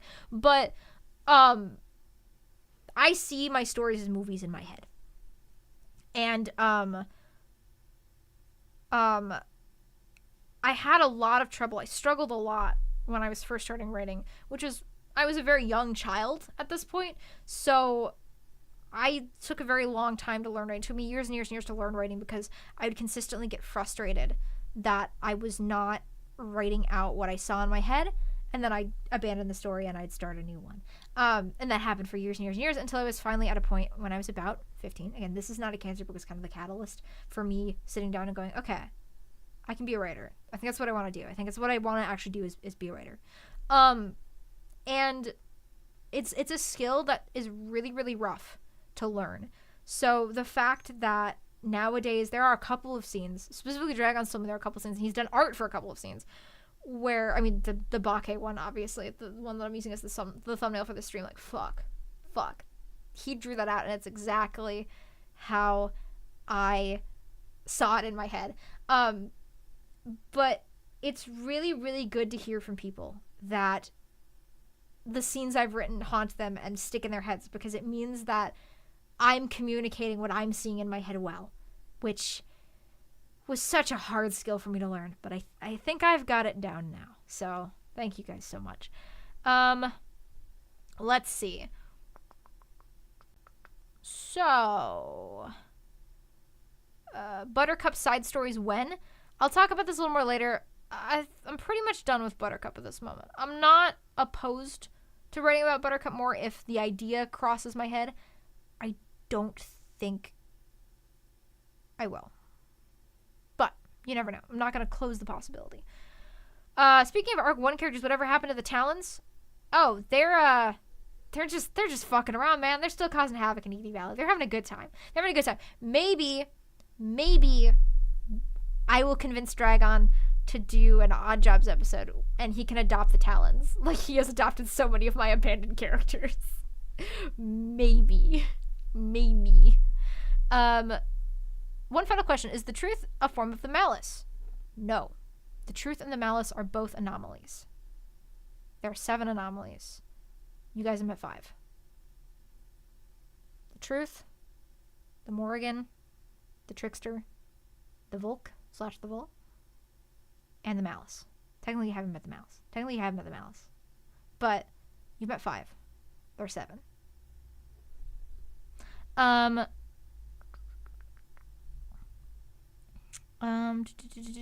Okay. I just need 30 minutes of Bake reacting to Doug's shit. Dragon, get on that. I'll write it, Dragon, if you'll voice it. Bake had the same reaction to Doug accepting Jack's bet in the Liar's Dice episode as I did. How was that? What was your reaction, Caroline? I'll tell you if you're right. All right, more questions. We see a few other vampires other than Marcel. Who was created by death? Were they created by death as well, or were they created by bites? So, I never really went into this in specific detail, but how I envision it is that Marcel is not the only vampire created by death. There are probably a couple of them. They'd be the equivalent of, like, Vampire the Masquerade, like, first-generation vampires. But a vast majority of vampires have been created through the process of blood transference that Viola underwent from Marcel. So a couple of them are original, but mostly what happened was, even if Marcel turned one person early on in his career in a moment of weakness or whatever, that person could go on to turn fucking hundreds of people in their lifetime. So the vast majority of vampires are not cursed by death. Marcel's kind of special. He's a special little guy. Let's see. I will happily love the Talons. I love them so much. I would be honored. Cool. Then come up with a plot for him, Dragon. We'll include him. 7 Pog. It's true. She's constantly hurting me in her stories. Will we be getting more odd jobs? I love that story so much. Dragon and I have an outline for the next episode. We're not quite done with the outline. And then once the outline's done, we need to actually write the story. Mostly we just need to get off our asses and actually finish writing the story. I would like, ideally, the next Odd Jobs episode to come out before mainline stories come back. But we'll see what happens. We have the hardest part done. We just need to finish writing it and recording it. But it will definitely be back. It will definitely be back. Okay. Rat Lady Sweep. Are Cindy and Gil the last magic users, or are there more out there that we just don't know of? So, as far as Ede Valley goes, Cindy and Gil are the last true magic users on Earth. Yes. Proper magic disappeared from Ede Valley aeons ago. One of the last proper magresses was Zerflufer, which is such an odd name to have to include in canon Ede Valley characters. I love him to pieces. I'm glad he's there. He fits in the weirdest way. As far as Ede Valley goes, Cindy and Gil are the last true magic users, yes. As far as the greater cosmos goes, not by a long shot. Obviously, there's Cepheus Griffin, that we've already been mentioned, and he will be there. But there are plenty of other magi. My phone is at 3%. If I vanish, I hope to be back for the end of the stream. Thank you so much for the stories and for this. This whole thing has been such a huge inspiration and part of my life. I thank you. I don't exactly know, but I assume you are Dying Not Dead on Discord. I think you are the same person. Assuming you are, your art is so fucking good. Somehow you got the designs of all of them. Like, so good. Dragon's designs are based on your Abigail design. I just want to lay that out there. You are? Okay, that is you. Cool. Okay. Yes. Just the Cindy you drew? Oh my fucking god. Oh my god. Oh my god. That's exactly how she looks in my head. I love it. Anyway. So you're a huge inspiration to me too. But thank you so much. I always appreciate it. And I always love to hear your comments. I hope you don't die. But let's continue. Okay. The sheer excitement of hearing her come up with the Vision Quest title was amazing to experience. So yeah, fun story about that is that Dragon was there for that, obviously, because he lives with me, crying in the club, because he lives with me. So literally, I was sitting on because I like to plot out and write right before I go to sleep. So I was sitting in bed in my jammy jeans with my little notebook, writing out my outline, and Dragon happens to be walking past the room, and I say, hey, Dragon. And he's like, yeah. And I go, what do you think about this title for a story? And he goes, yeah. And I go, Nico and Doug go on a vision quest. And he goes, oh my god. And I'm like, okay, that's a keeper. I wanted to go way overboard with my weird titles in Arc 3. I think I've gotten them down to a science now. Because a lot of Arc 1's weird titles are just me describing what happens in the episode. Because I was trying to play off that old-fashioned way of naming things where it just describes what happens. But now I think I've gotten it down to a science where they don't necessarily describe what happens, but they do very much just, like, give you small hints. And often they make more sense once you've read the story already. But Nico and Doug Go to Vision Quest does literally describe what happens in the story. But it's such a title that I want most of my titles to have that hook of like, what does that mean? Why did they go out? Where did they go out? What? A vision quest? Okay. So yeah, I hope they work. I hope they work like that.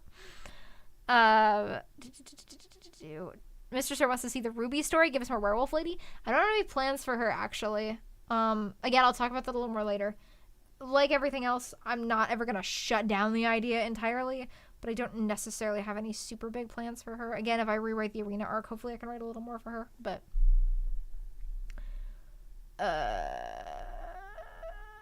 not about Ede Valley specifically, but how do you deal with writer's block? How do you get comfortable with sharing your writing?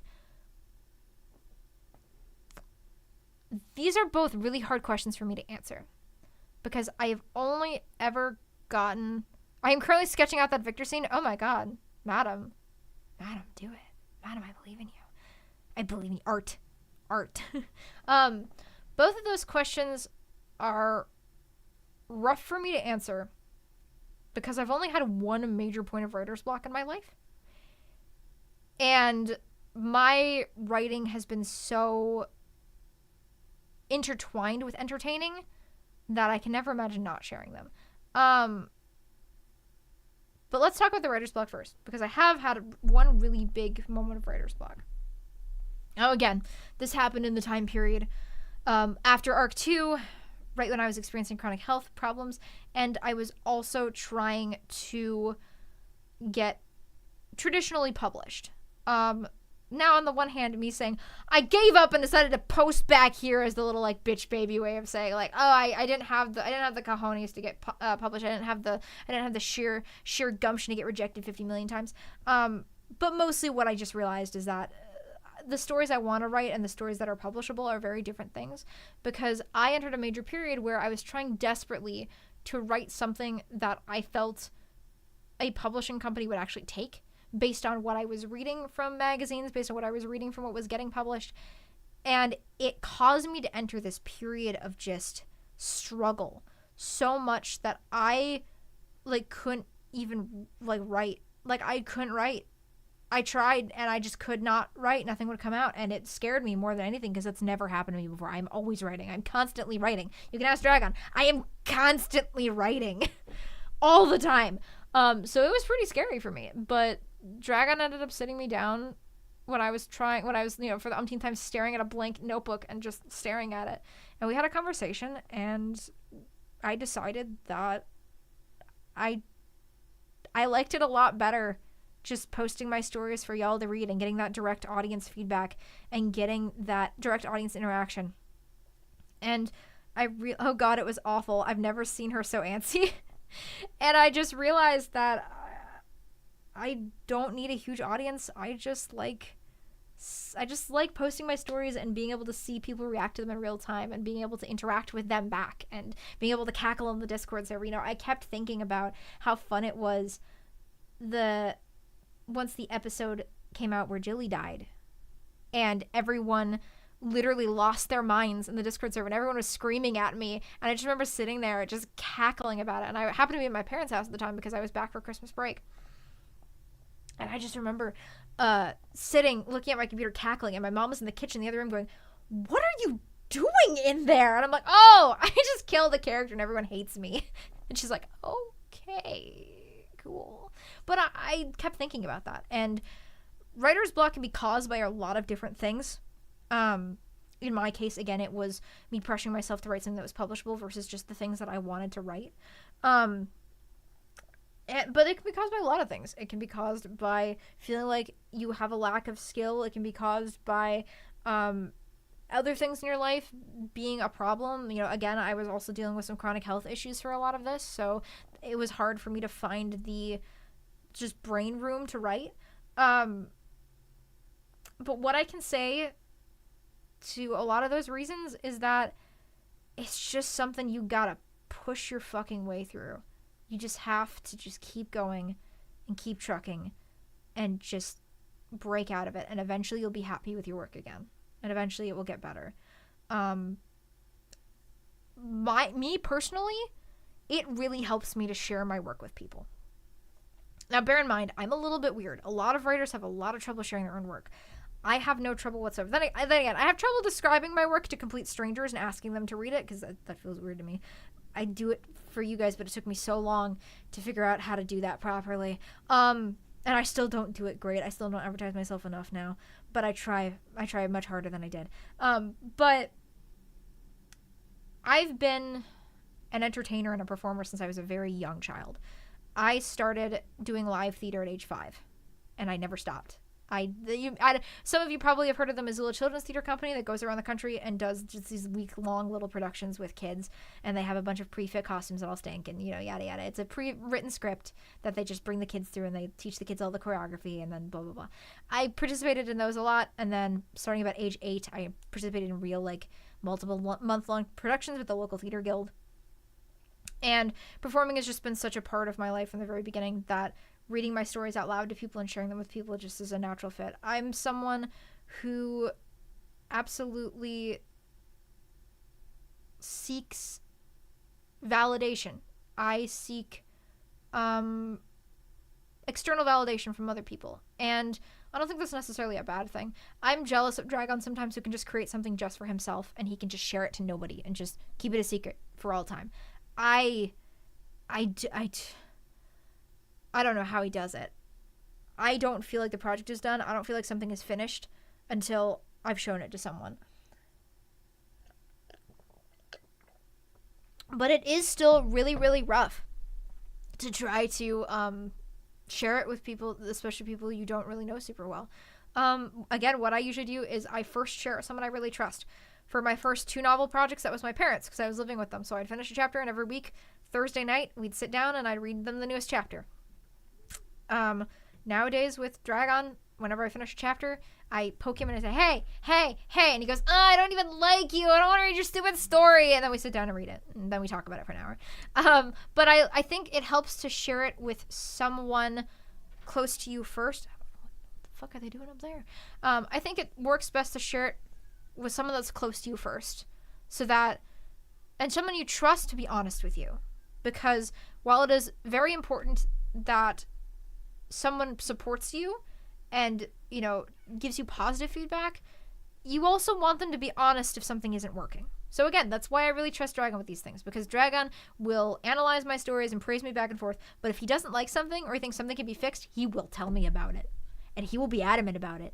For instance, there's a story I'm writing right now that y'all will see in a couple months. I'll talk about that more later, but I'm gonna wait a little while before I post this one. But there's a story I've been writing right now, and Dragon got pretty involved in the writing of this one, specifically because it has a lot of card game shenanigans, and card games are kind of Dragon's strong suit. So he was pretty intimately involved with the creation of this episode, and he had a lot of comments about how the story was functioning, because there's a lot of really tiny itty-bitty little elements that had to work together in the story to make it work. And so he had a lot of comments of like, I don't know if these motivations make sense, I don't know if this makes sense. Holy shit! You feel validated yet, Hodge, from Hawaii Swaggins? I don't know, maybe give me another 69, maybe no, I'm kidding. I feel very overly validated. Thank you very much, YOLO Swaggins. I can assume Ventus Agri. Thank you very much. Appreciate you, as always. And I look forward to seeing you this summer. Appreciate it, man. But what was I saying? So he had a lot of like questions and like concerns about a lot of how some of the motivations were going to be, blah, blah, blah, blah, blah. And ultimately, there are things that I already kind of had sorted, but him saying them made me think about it earlier, and so I intricated them much better into the plot than I would have otherwise. But I think it's important to share, if you want to share your stories and you want to work up the courage to share it with bigger groups of people. I think, funny, 69 is exactly what that commission cost was. Really now? We'll talk about it later. Dragon. We'll talk about it later. I just went into cardiac arrest. My headphones are off, so I barely heard it. But so sharing your work really starts, I think, with sharing it with someone you know and someone who's close to you, and someone you know will do it the right way. And so then that can really help you share it with a lot more people, I think. That's my advice, is to share it with one person or a small group first, and that will hopefully give you the courage to share with big people. I think sharing it with strangers on the internet is actually way easier sometimes than sharing it with people you know, because worst case scenario, that's some text on the screen that says your story sucks. Who cares? Who cares about that person? That's some fucking random text. Who cares about them? You do something very interesting with what it means to be both mortal and part of something larger, and what that means for one's humanity, mortality. Can you speak a little about that running thread? Yeah. So I play a lot with mortality and immortality. Specifically because I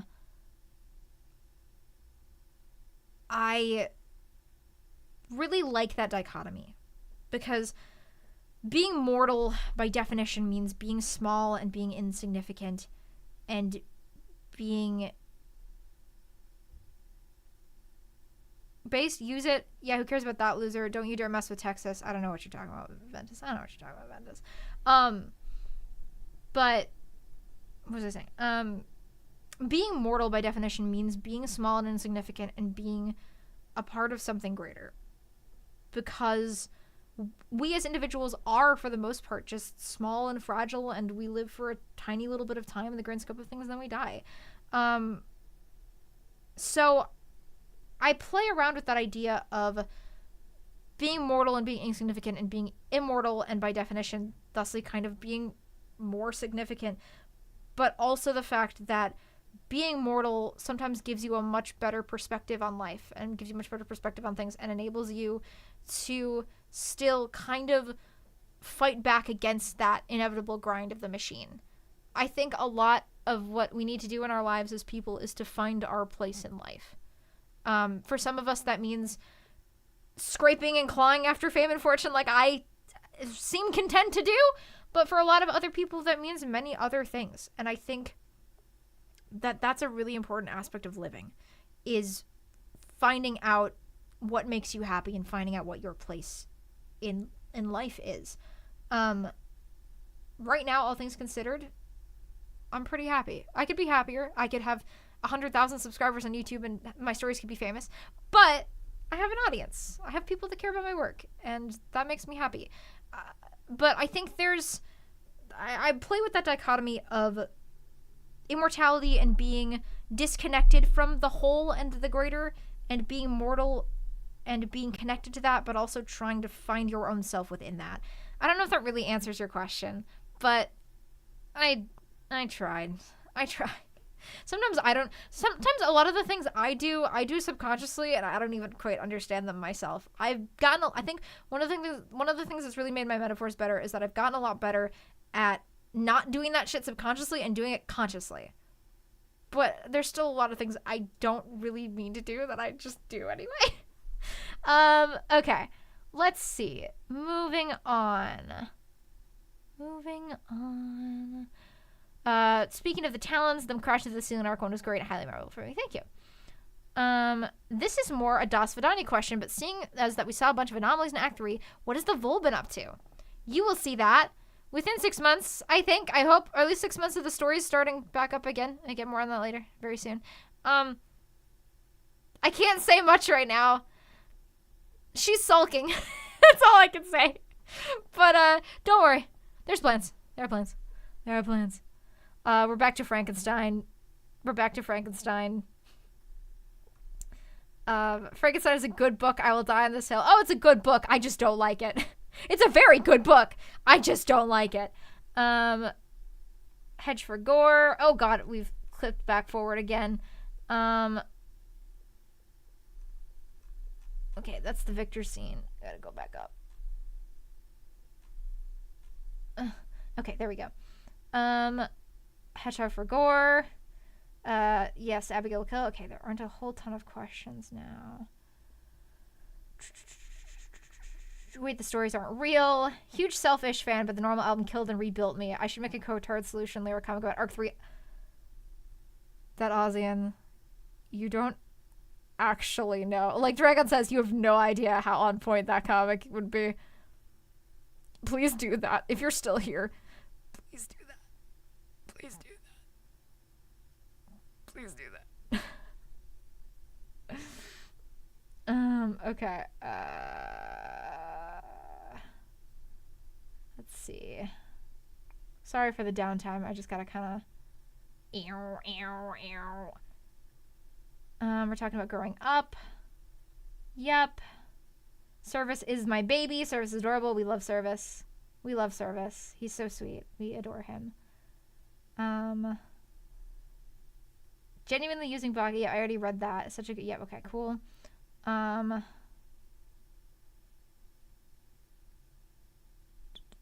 Dragon is a clown.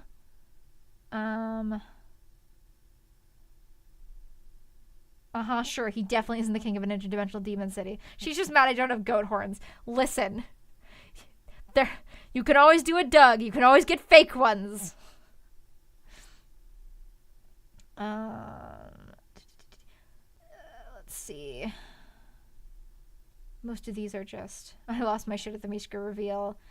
I'm simply a conduit of the audience hive mind. I fucking cackled at Daddy Borazov. Victor's ending is perhaps the, yep, we already read that one. I really want to do some art of Victor in the dark room surrounded by wires. Please do that. Ooh, look, I can make her dance.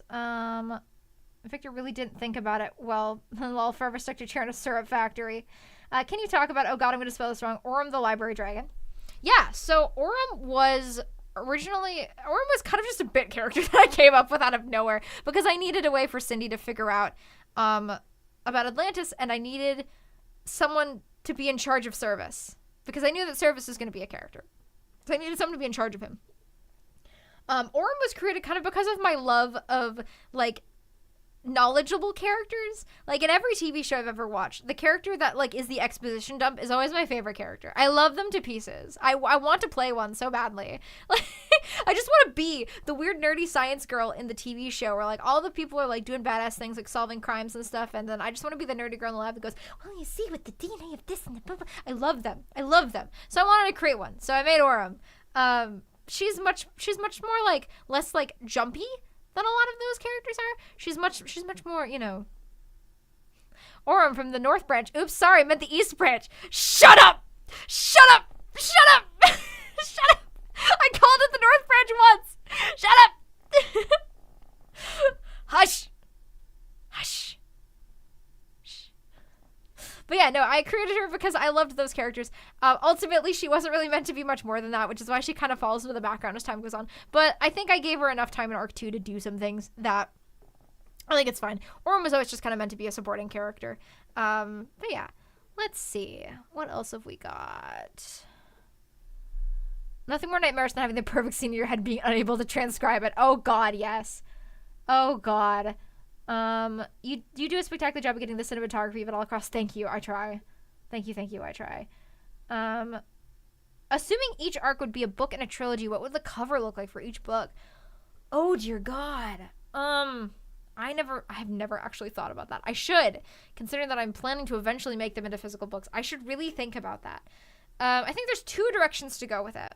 One is to make them like look like old leather books and like make them each different color. Like Arc 1 would be like red, and Arc 2 would be like maybe like blue, and Arc 3 would be like green. And they'd like look like faux leather covers. That could be one thing.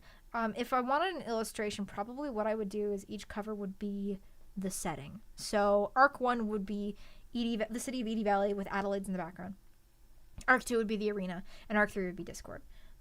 Just because the settings for each of the arcs are so important to what happens in them.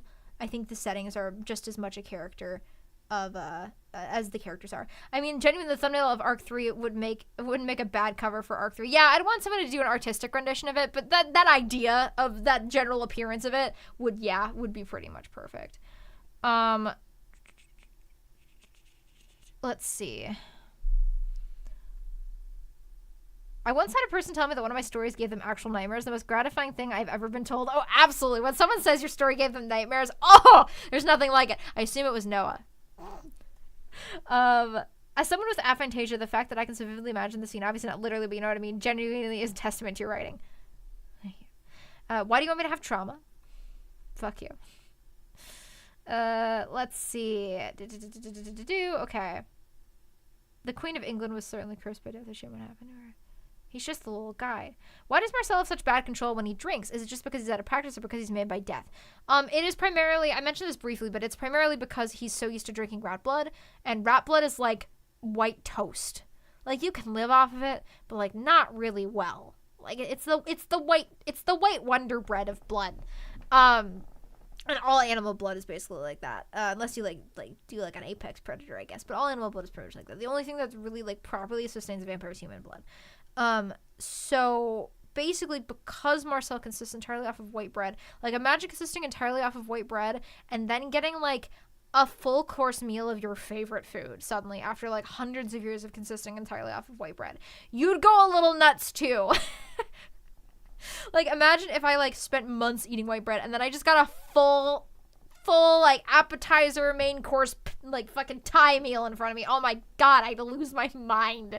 But yeah, that's mostly why. Is just because he's so used to eating fucking white bread that human blood has kind of become like crack for him. It takes him a really long time to recover after like eating it in the first place. So yeah. Okay. What should I have for dinner? Thai food. Always have Thai food. Madam is sketching out the Victor scene. He's doing art. Yes, send it your way. How do I draw the eye stalks? Very carefully. Just 2 lines with ping pong balls in them. It's true. Feedback is so valuable. Yep. You are very entertaining, Hedgehog. There's your validation. You don't know how much that means to me, Ventus. People villainize validation far too much. It can be a real boost to your work and confirm that that yes, it is good and you did a good job. Yes, no, I agree entirely. I think that there's a difference between people actively seeking validation in negative ways to seek validation. Like, I think there's a difference between creating things to seek validation and seeking validation because you create things. And I like to think I'm the latter. I hope I'm the latter. Considering the weird fucking shit I write that, like, is only for me, and I just post it, and I'm like, maybe some other people will enjoy this. Who knows? Who knows? I don't know. Yep, evil demon. We've gotten to evil demon territory. Oh, we've jumped again. There we go. We're almost to the end. We are almost to the end. Speak to yourself. I am mortal, and I'm very important to the cosmos at large. The victor scene has been itching to be drawn and must be done, but if anyone wants to see Lila's corpse, check the pins in the fan art channel. Yep, Caroline's sketch of it was really good. Yes, if anybody wants to see Lila dancing, Caroline did a very good rendition of it. Hey, need specific detail. What story is the victor scene I'm drawing in? It is the end for now part 3. The end for now part 3.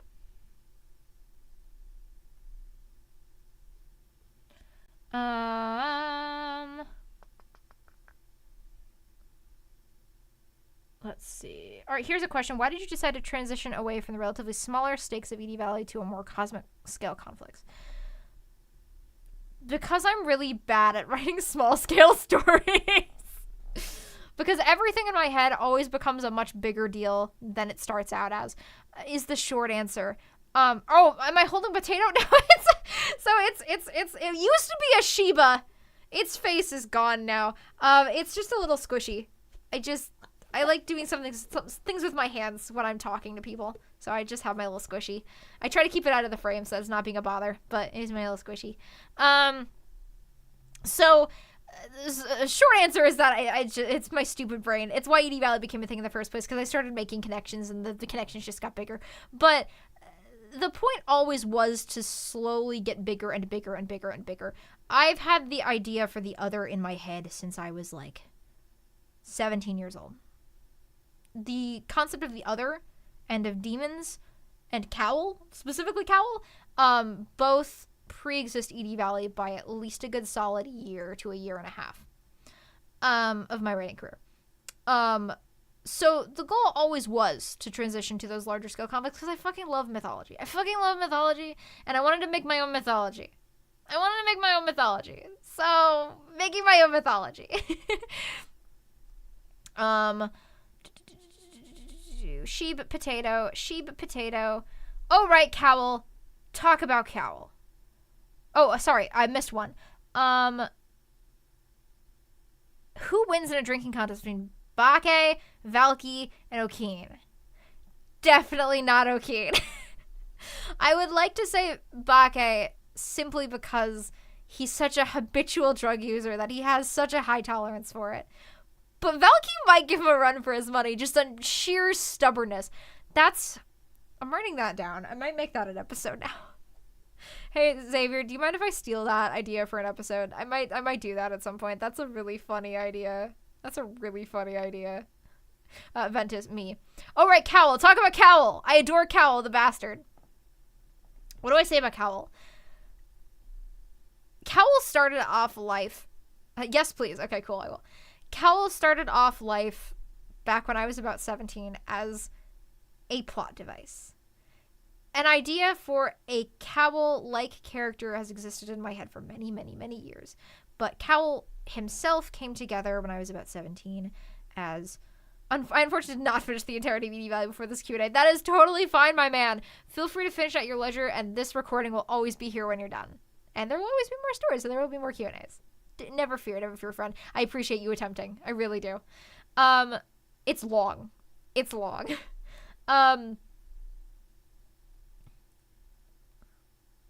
Well, now you have to know what we're talking about.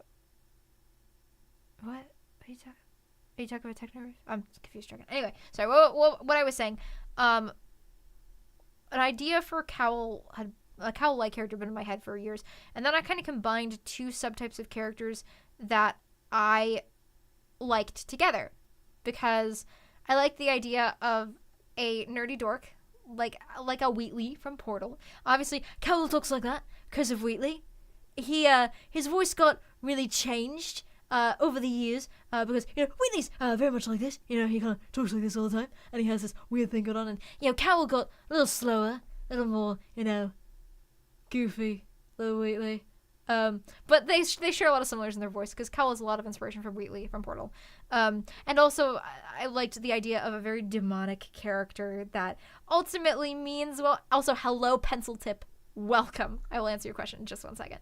But thank you for stopping by. Super appreciate you here as always. But I thought it'd be fun to combine those two characters together and to make a character who is at the same time mischievous and demonic and very trickster-like. And also, that doesn't mean anything, by the way. Don't read into that. Don't read into that. I just like tricksters. That one doesn't mean anything, I promise. For once, I promise that one doesn't mean anything. But I wanted to make a very trickster-like character. But make him very much that goofy, nerdy dork at the same time. So I came up with Cowl. Cowl started off life, the Lord of Mike Art has arrived. Cowl started off life as a plot device.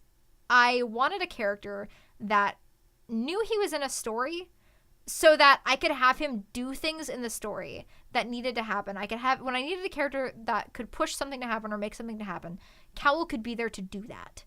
And it would be my way of basically lamp shading shit. I could have a plot point happen, or I could have Cowl tell people that something was going to happen, and it would make sense because it's Cowl. Cowl knows he's in a story. Cowl's role in the story is to make the story happen. So in a weird cyclical kind of way, it makes sense, and I can shorthand stuff, and I don't have to spend a lot of time explaining how characters know things because Cowl can just tell them. Or in Arc 3, Cowl gets the whole plot of Arc 3 going because he happens to know how to drive Matilda. Cowl is always the one that gets the plots happening. And eventually he became much more than that. Cowl has almost reached the level of Tulpa. He's not quite there, but I've absolutely had dreams about Cowl. And if any of you have read through the ARG that I did, that you can follow along with on my website, by the way, I have now a full little transcription of everything that went down in that ARG. And it's called That One Summer. I named it retroactively, but you can go and you can follow along with that. But if you read that, you can kind of tell that Cowl's a little bit more than just a plot device. He knows he's in a story. But yeah, no, I have had dreams with Cowl in them. And where he's known he's in a dream and he's told me shit in the dream. So it is what it is. Let's see. Are Cindy and Marcel still a couple, or has she moved on? They're still a couple. Cindy will come back, and Marcel will always be her boyfriend and her one true love, forever and ever. But it's good for them to have a little bit of time apart to do their own thing for a little while, because they never really got that time. Because Dragon and I were dating and to be fair, again, I make the comparison because even if Marcel himself isn't really, really based on Dragon, his relationship with Cindy is kind of based on mine with Dragon, because that was what was happening at the time. I wrote an October picnic literally because Dragon and I had just started dating, and we had made plans to meet up in October. And so I wrote a story that was about my hopes for when we would meet up. And then October rolled around, and we decided we were going to recreate an October picnic. So we went out to get ice cream and sit on a park bench and have our first kiss, because I'd never been kissed before. But turns out it was 40 degrees in October, so it was not the perfect recreation that either of us wanted, but it's a great fucking story. So, it's a great fucking story. But they are still together. Like I said, Dragon and I had a year where we were first dating where we were not together all the time, and then we were. But Cindy and Marcel Cindy in particular needs a little bit of time to be on her own away from Marcel, to grow up a little bit, so that they can come back and they can be together. Yeah. What a cute tale. Thank you. Let's see. Last question. How did you come up with the other and the mechanics of traveling through it? So that developed over the course of a very long time.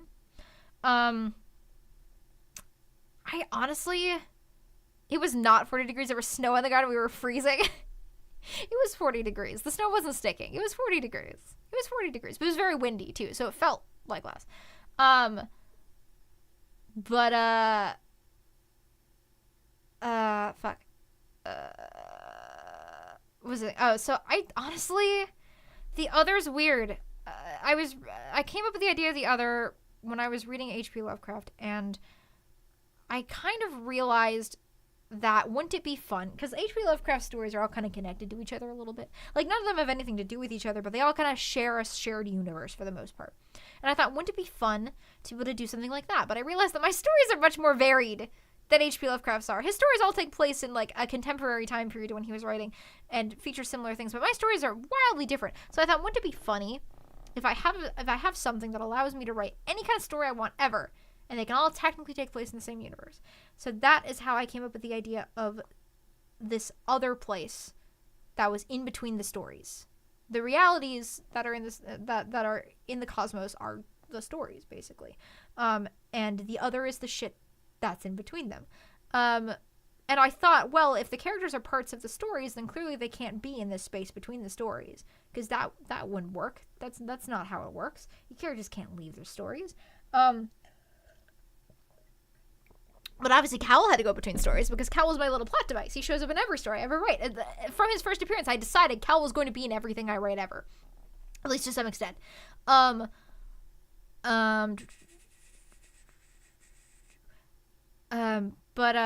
I realized that I needed that other place, and that it should be weird and mysterious, and people shouldn't be allowed to go there.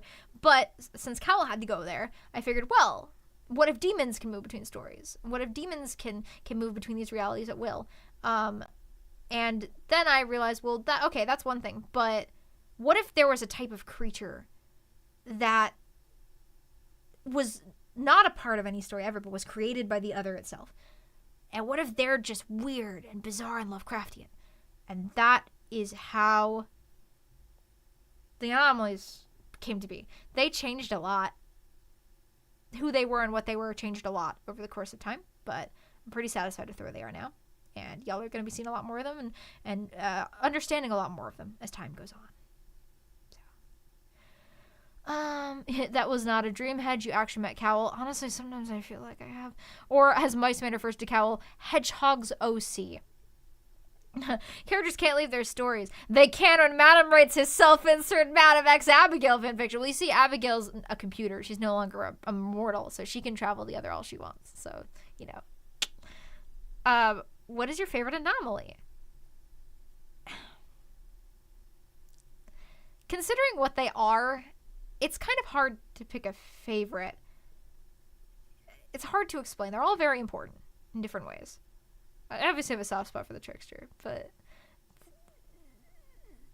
they are all a very important part of the cosmos, is what I will say. So it's really impossible for me to pick a favorite one. There are some that I personally like more than others, but they are all equally as important, so it's hard for me to pick a favorite. All right. I think now we have come to our natural conclusion. I'm getting pretty tired too. That went on for 2.5 hours. Congratulations, guys. I'm going to be talking for another 20 minutes still before we go, but before I do talk about what's coming next and end of the stream, are there any more questions? I'm going to give us a good minute or so to see if anybody has any more questions before I begin my lengthy wrap-up process. So now I'm just going to sit in awkward silence for a good minute. Stare at you. Ventus, I'm not going to bed yet. I'm not going to bed yet. I have 20 minutes more. I'm going to talk about shit. Since the Q&A is ending, I'll just say this. Experiencing this series and your writing has made such a big impact in my life, and I cannot thank you enough for sharing that with us. Well, thank you so much. I really appreciate it. My last question is, have you seen my drawing? Let me look at your drawing. Look at your fucking drawing. Let me look at your fucking drawing. You've probably added me. No, that's not. Okay, let's look at your fucking drawing. Is that... Oh, that's actually really creepy. I like that a lot. I like that a lot, madam. I like that a lot, madam. I like that a lot. This was Doug as a worm. Stare. Thanks, Mice Man.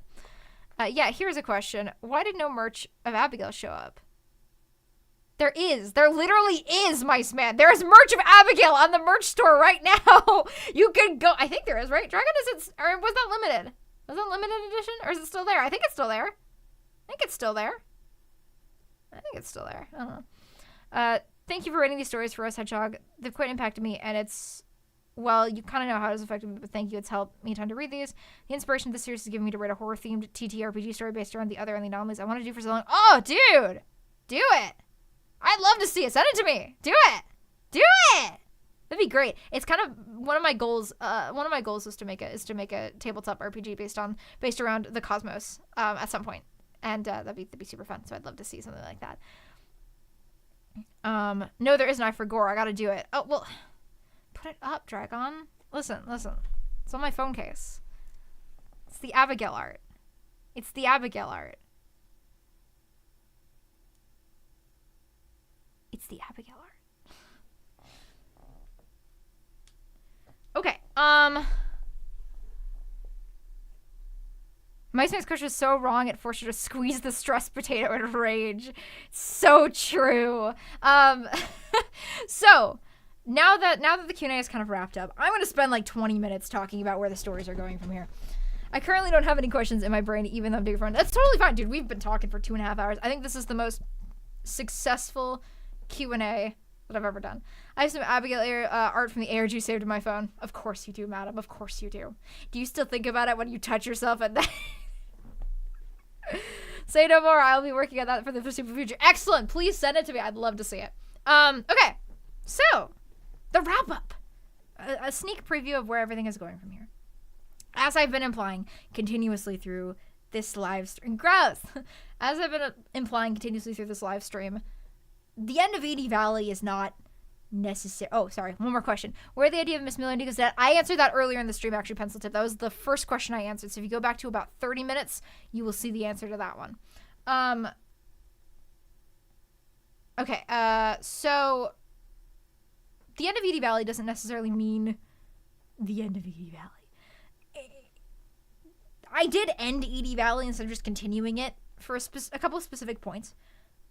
Number one, obviously, being that the big theme of growing up. The end of Ede Valley means the end of teenagers as my main characters, as my main cast of characters. Obviously, that transition was already happening in Arc 3. Now, especially that Doug's gone, the balance is much more in adult hands than teenager hands at this point. But again, when I started reading Ede Valley, I was, 18. Ede Valley isn't ending because Odd Jobs takes place there. Duh! It's like end of Evangelion. She's just going to rehab. It's true. But, I started writing Ede Valley when I was a lonely, 18-year-old kid. And now I'm fucking almost 25. Like, I'm in an entirely different place in my life now. And now that I've written about the struggles of being a teenager, and I think I've done that successfully, now I want to write about the struggles of being 25. Because being 25 sucks. But in the best way, in the best way to write stories about being 25 sucks, because you're tired all the time. So many of my characters going forward are just gonna be tired, and I'm really excited to write about characters being tired, because Dragon's ruined me. I'm now attracted to tired men. I wasn't before I met him, and now I like tired dishwashers. It's all his fault. But the end of teenage characters. As a 26-year-old, yes, your 20s sucks. Spoiler alert, it gets worse. Tired all the time. Wow, just like me, for real. It's true. Most of us were teenagers when I started Ede Valley. Now most of us are in our mid-20s. Woo! So you stay away from me. The end of a teenage cast. It also means the end of this particular cast of characters being kind of A, the central focus, and B, all together. Because from now on, a lot of the characters are going off in their own directions, and they have their own stories to write that are apart from each other. And then someday, eventually, if they do ever come back together, it's going to be very different, because some characters are going to be different, some new characters are going to be there, some characters are going to be missing. This is the end of this cast as the central focus of my stories. So from here on out, the stories are continuing. I'm just going to be upfront with that. The cosmos doesn't end just because Ede Valley is done.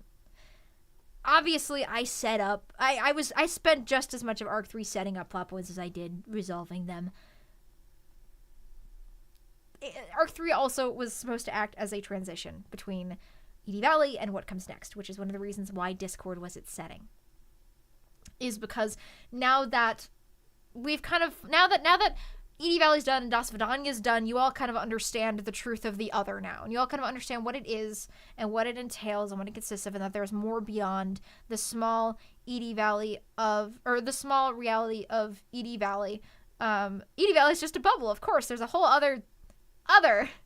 But now that you guys have learned all of that, and I've finally been able to drop my hand with all of that, it makes much more sense for a place like Discord to kind of act as the central returning point, the central hub of stories, because it is so central to the cosmos, because it is so easy to meet people from other realities there. It is so easy to use that as a meeting point from people in other realities to meet together.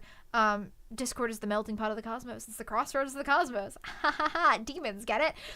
So it makes much more sense for Discord to kind of act as a hub area, which is why I used it as the setting in Arc 3 to transition to it being the main place of shit happening.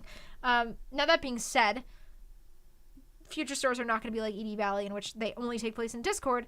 They are going to take place in many different varied locations, but we're Hot Demon Wife. You just want to know where Kay is? Listen, man, I'm getting there, okay? I'm getting to Kay. I'm getting to Kay, okay? I'm getting to Kay. But there will be plenty of stories taking place in many different realities from now on. 2 of you are going to get to see some of that next week. If you win the quiz, you get to see my world building document.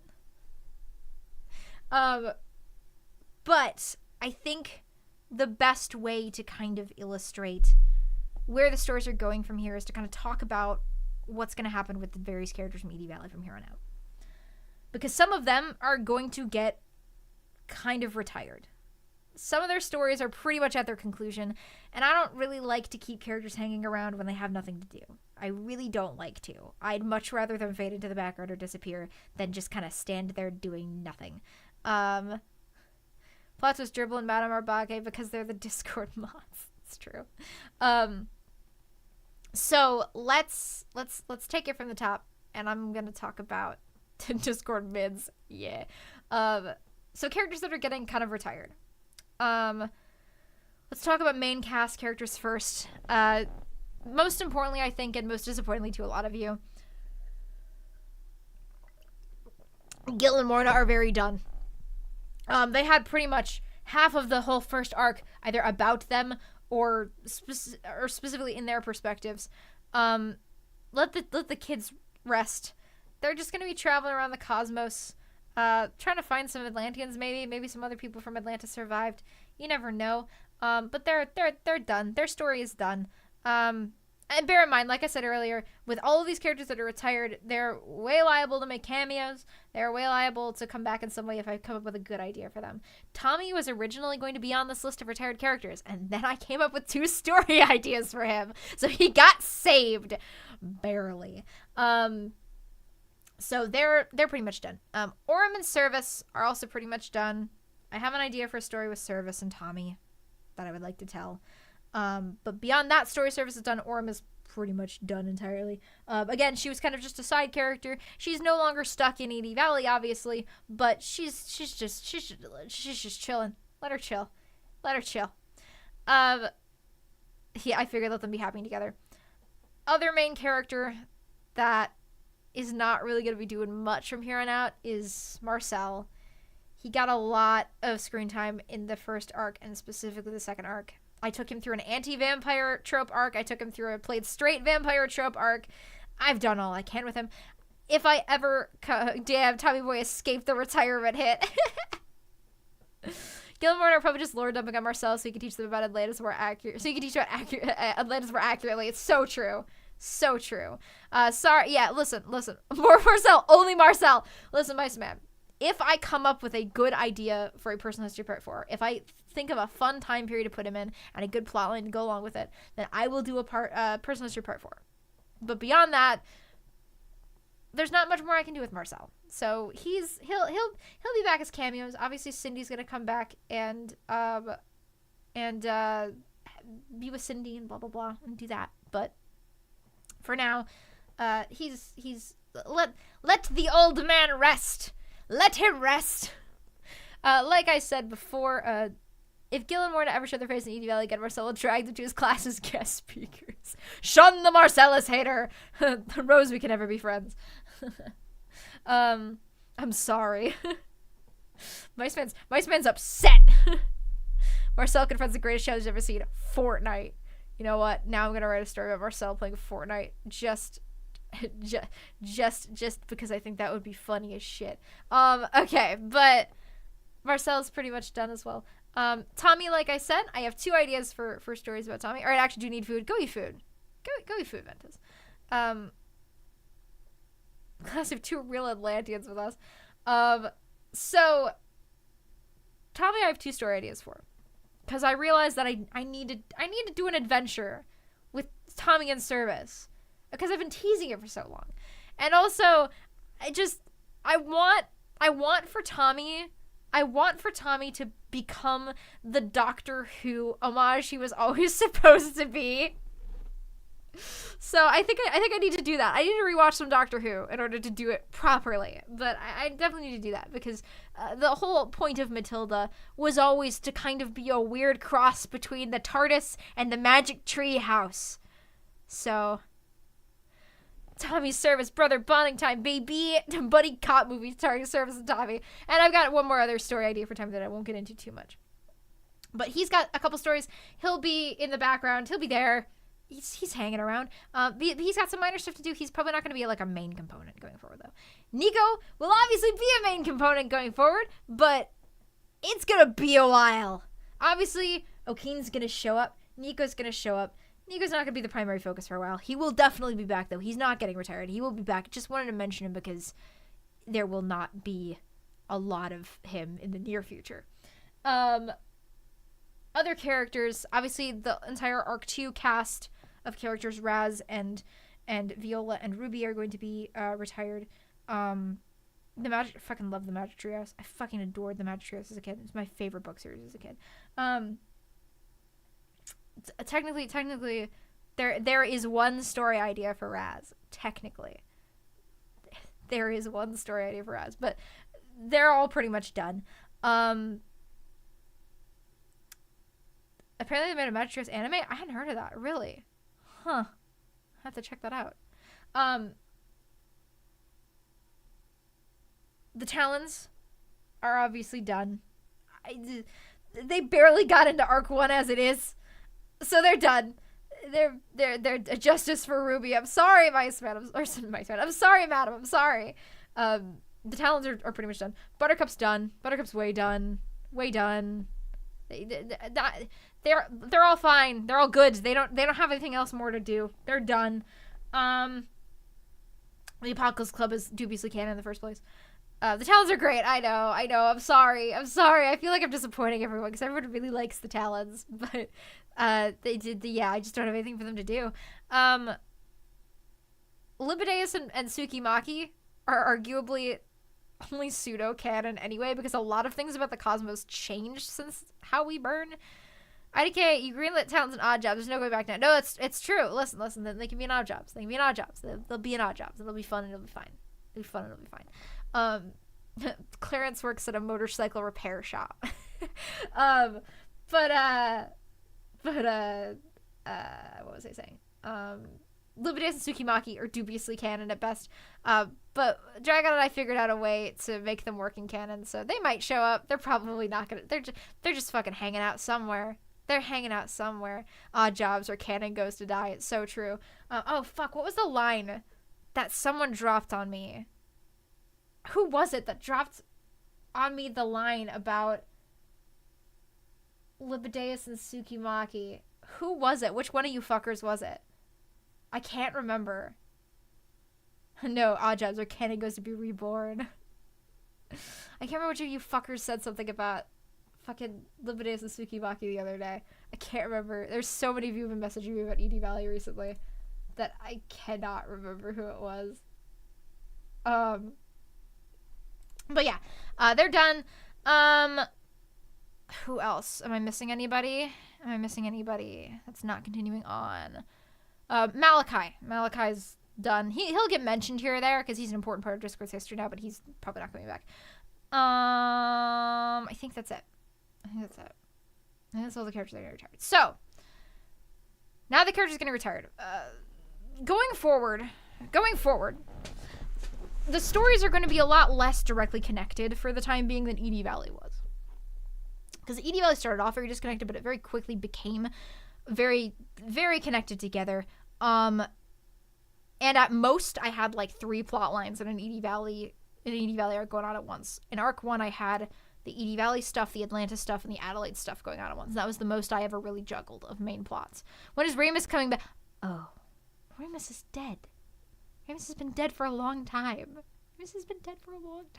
Yeah, all characters that are dead are dead. All characters that are dead are already dead. They're not coming back.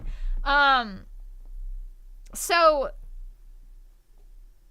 basically, because all the characters are going off in their own different directions and doing different things, and the cosmos is way bigger than Ede Valley, the stories are going to be much more disconnected. My idea is that there's going to be a lot more subplots going on that, and I'm going to be focusing more on slightly longer, more standalone-y stories that act more like an episode of like a TV show than like a short scene in a series of connected stories. So you might get a couple weeks of like one plot line, and then you might get like 1 week of another plot line, and then like a couple more weeks of a third plot line. Not all of them are going to be multiple part long stories, because I'm still aiming for the stories to be 20 minutes long a week. I'm just going to split a lot of them into parts. The one I'm writing right now is supposed to be 3. It's going to be 4. It's supposed to be 10,000 words. It's almost 20,000. I'm disappointed in myself. But it's going to be much more disconnected and much more, like, obviously all the stories take place in the same universe, and they will have connections between them, and I'm going to try my best to transition well between stories, so it kind of, for the most part, makes sense. But I'm going to be exploring a lot of different ideas from here on out. A lot of different concepts, a lot of different genres. The beginning of Ede Valley was really very much an experimental phase for me, but it was mostly one in tone. If you notice, a lot of the early Ede Valley stories all have very different tones from each other. The Apocalypse Club is very Terry Pratchett-esque. It's very comical. Pancakes is very melancholy. Fortunes Inside is very nostalgic almost. Hedge is in her freeform phase. It's true. To Judge a Book was very fairy tale inspired. So this new period of experimentation isn't going to be so much in tone as I've kind of established a couple modes of tone for myself. The tone will obviously change in between stories, but I've gotten pretty comfortable with where I am as far as tones go. She's acquired a taste for freeform jazz. So this new period of experimentation is going to be more so an experiment of form. I'll let you guys think about what that means, but suffice to say, you like jazz? Suffice to say, a lot of the new stories are going to have some maybe minor visual elements. A lot of them are going to have different ways of telling the stories. There'll be definitely a lot of traditionally told stories. I can never quite get away from my close third-person past perspective that I love so dearly. But a lot of them are going to be kind of different, and I'm going to experiment with them. It's going to be fun. So the last thing I want to do is talk a little bit about where some of the characters that are continuing on, what they're going to be doing. What the fuck? I broke my thing, and it gooed on me. There's goo in here. Ew. Sorry, let me wash my hand really quick.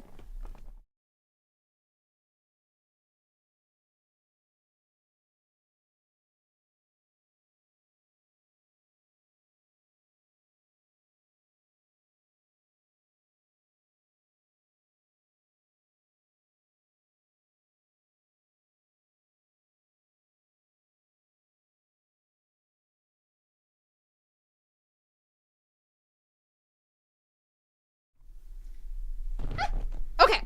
Sorry about the Shiba goo. blood on her hands. It did what? Yeah, stress balls coom when you squeeze too hard. Oh god. Good on me. Yeah, that's the mashed potatoes. Shiva had heard more stores are going and got way too excited. Okay, anyway, the last thing I want to talk about is to kind of give you a preview of what I'm talking about, because I'm speaking in very vague terms. Where the characters that are continuing on, some of what they're going to be doing. So let's talk about the Millers first. I talked about Tommy a little bit already. Cindy obviously is going off on her grand adventure to track down the mysterious Cepheus Griffin, the mysterious magician that Gil told her about. So I've done a lot with Cindy in the past. Cindy's played a pretty major role in every part but the third arc, and even then she plays a pretty sizable role too. So Cindy's story's not really going to be about Cindy. I'm basically using them as kind of a device to basically exposit world building on you in a diegetic way. I'm not going to exactly explain how that works yet, but I'm very excited to show you. It's going to be a really good introduction to some of the different realities that we're going to start exploring and experimenting as we go forward. I've already talked about Tommy. Mike will obviously be back. I'm not ready because I haven't examined him as much as I wanted to by a long shot. There's a lot more with Mike going on, and I've set up a lot at the end of Arc 3. It's gonna be quite a while. A couple of things need to happen before Mike can come back properly. You won't know what that means for a while, but you'll understand when we get there. Speaking of Mike, though, Abigail! Oh, Abigail's gonna be doing a lot. Abigail, listen, there was a significantly less amount of Abigail than anyone would like in Arc 3. There's going to be much more Abigail in the future, and I think all of you are going to be very, very happy how she comes back. I think you're all going to really like it a lot, and I'm very excited for the little sub-series that she's going to be a part of. But this little sub-series is kind of part of the reason why Mike can't come back quite yet. You will see. More of Mike, my son. Abigail Merch, or Abigail Mech! Abigail Mech! So that's gonna happen. I'm very excited for that. I never thought I'd miss that psycho. No, Rose, he is Mike. He's also Nihil, but he is Mike. He is Mike. Speaking of villains, Kay will also be back. I don't want to tell you what my plans are for her yet. But she will be back. She will be back. Promise. And I'm very excited to show you how she comes back. So that's Kay. Let's see. I mentioned earlier that Flora and Kuro were originally not characters that came from Arc 3. They were both entirely separate characters that, is Kay the thing I called your ass on?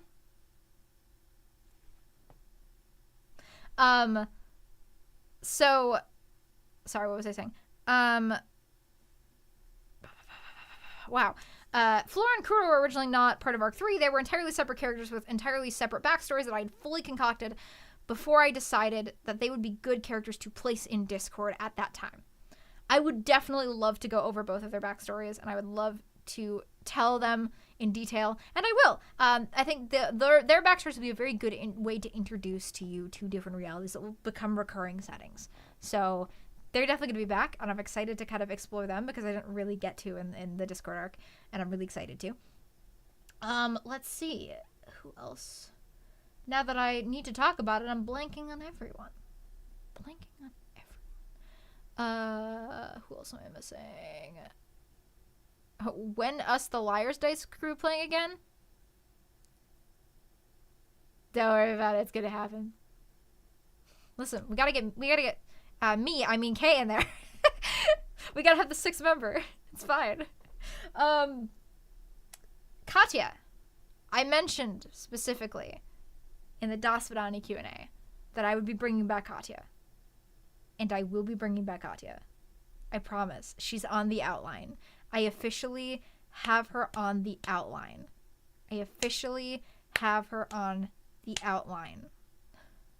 She's there. She will no longer be a child. She will be an adult person. But she is on the outline. I promise. She's coming back. I have plans for Katya. I have so many plans for Katya. I can actually tell you a little bit about her stories because it's not really a big spoiler for the major plot. But my idea for Katya's stories, I want them to read like a combination between an Indiana Jones story and an H.P. Lovecraft story. I want her stories to read like they're part of a Pulp Cthulhu campaign. I'm not willing to go into more detail about it yet, but suffice it to say that's coming, and it's gonna be pretty great. It's gonna be pretty great. Is she an adult person or adult gremlin? Well, she's an adult gremlin, obviously, but she's an adult human being. She's no longer a child. Good night, Gerbil. We're gonna be ending in a second. Anyway, that's interesting. I like that a lot. No, it's gonna be a lot of fun. I'm excited for you guys to see that one. I'm trying to think. Is there anybody else majorly important that I'm forgetting? Valky and Okeen will obviously be back. Duh. The Morrigan is doing shit. Cowell's always in everything, so he'll be back. Obviously, he'll be back, being his weird little self. There's smiling goats everywhere in the cosmos. He'll be back. Don't worry. I'm not forgetting him. I'm saving him for last. Is there anybody else important? Besides the obvious. I don't think so. I think I've got everyone. Is anybody missing? Is anybody missing besides the obvious one that I'm going to cover last? Is anybody missing? Will Vincent be back? Like I said, any characters who are dead are dead. Vincent is dead. Mikhail. Oh, yes. Mikhail and Carol are pretty much done. I kind of want them to just enjoy their pseudo-retirement together.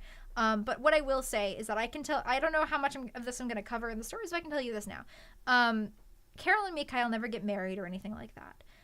They still live their own lives, Carol as a hitman and Mikhail running his crime empire. But what they do have is they have this little apartment in the city, in this little high-rise apartment.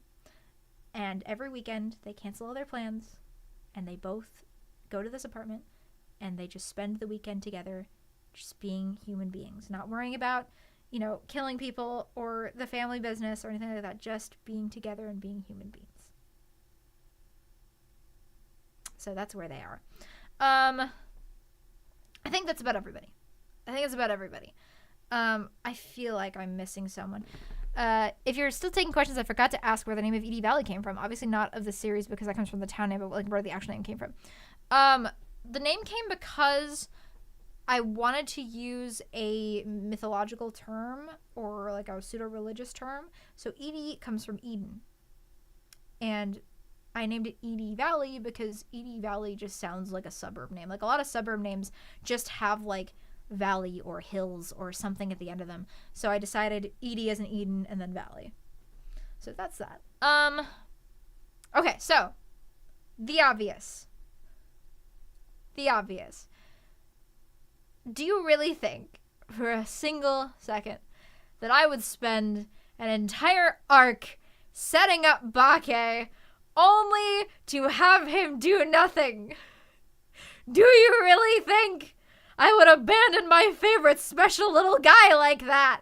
No, Bake will obviously be back. And if anything, and obviously if Bake's back, Jack will be back too. If anything, Bake has what I think you could consider the main through line, what you consider the main plot line, if anything. There'll be plenty of stories, and they're all going to get pretty equal screen time. We're going to keep coming back to Discord. We're going to keep coming back to Bake and to the greater Tea Party at large. I'll leave what that means up to all y'all's imaginations, but there's going to be stories about the Tea Party. Absolutely. And I'm so excited to show you guys them. There's some, I'm so excited. It was nice seeing Bake. Shame he never appeared in a Hedgehog story again. He never appeared ever again. Bake, the crazy bastard, lives on. He's got it, dude. He's like my favorite character I've ever written in my life. Like, I love Doug. I love Doug so much. But Bake, though. Bake is Doug without the mopiness. Because he's still just as angsty as Doug is, don't get me wrong. You've obviously already seen it. But he's Doug without the mopiness. We wouldn't be able to pry Doug/Buck out of Hedgehog's cold, dead hands. It's so true, though. It's so true. I love my special little guy. My special little guy. But yeah, that's what's going forward. The greater series going forward has a name. For now, I am calling it Mayhem Cerebrum. Take of that what you will. And I'm really excited. I'm gonna take probably about starting from after the quiz, I'm gonna take a minimum month break, probably a 2-month break, to get my ducks in a row in order to get far enough ahead, because I'm already writing again. I took a month off. I promised myself I'd take at least a month off. I should have taken more, but I spent that entire month outlining, and then I couldn't outline anymore. So I started writing. Specifically hit her cold, dead left hand. It's so true. So yeah, I'm lining up my duckies. I'm getting far enough ahead that I feel confident starting to post the stories, because since what's gonna happen going forward is not like a closed story that has a set start and finish. It's just a bunch of fucking stories that are happening simultaneously. It's not really gonna have a good like ending point. Like, it doesn't really have like arcs like Ede Valley does. It kind of just keeps going forever and has various sub-series that start and wrap up as I see fit and as they fit in. So at some point I'm gonna have to artificially stop it somewhere and take a break for another couple months to re-catch up, because I always start slowly getting behind as I keep going and I keep posting stories. But I'm gonna try to get 2 months of stories ahead minimum before I start posting again. I'm already at 4. I am at 4 stories completed that I will be posting, or at least 4 uploads. Like I said, the next story, the first big story, is 4 parts long. Should have been 3. 4 parts long. That was the last thing I wanted to do, though. That reminds me, before I fully wrap up, I wanted to tell you guys about the next 2 stories. The first 2 stories for Mayhem Cerebrum. The first one, well, the first major one. There's one small one that comes before either of them, but the first major one is a sort of epilogue to certain aspects of Ede Valley.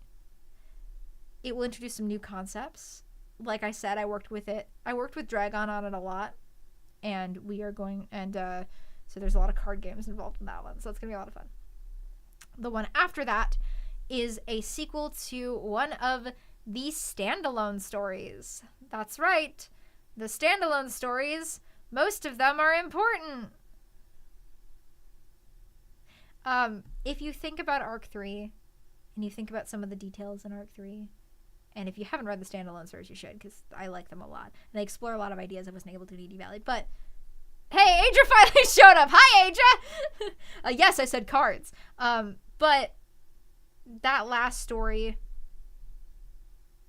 is a direct sequel to one of the standalones. Again, you can probably figure out which one it is pretty easily. And I will obviously say at the beginning of the episode which one it is, so you can go back and read it if you haven't. But that episode is gonna tie a lot. Oh, you've been here the whole time? You just decided not to say anything until I said cards? You fucker. You fucker. You fucker. But anyway, that story's gonna tie a lot of things together. It's gonna be great. So that being said, Caroline asked if they're gonna be a week apart. Yes. What's going to happen is a lot of the stories are going to be significantly longer than Ede Valley stories, but I'm going to split them into parts like I did with stuff like Rabbit Heart. So a lot of the stories are just going to be weekly uploads, still probably hopefully of about 20 minutes each, and they're going to be just multiple parts of longer stories. So yes, I'm still going to do weekly uploads because I think that works best. Because I think most people like and prefer smaller, more frequent updates, because then some people catch up at the end, but like I know a lot of people like to keep up weekly a little bit, and so I try to facilitate that because that's how I'd like to do it ultimately if I was watching. More Mr. Malum, I hope. Mr. Madam, who knows? Certainly not me. I don't know anything. I'm just a conduit. But anyway, that's all I got for you guys tonight. I'm excited. This is 3 hours long. This way exceeded my expectations, so thank you guys for bringing all your questions and all your fun and your spunk. And I'm so excited to come back in about 2 months to show you what's next, because it's going to be great. So finally, I've said it a million times before and I'll say it again. Thank you guys all so much for being here, for reading my stories. I so appreciate it. For everybody who caught up now at the end, for everybody who's been here the whole time. Love you, Hedgehog. Thank you for being amazing. Thank you guys all so much for being equally as amazing. I would not still be writing if it wasn't for all of you. You guys give me so much confidence to continue writing. You guys give me so much confidence that what I'm writing is good and fun.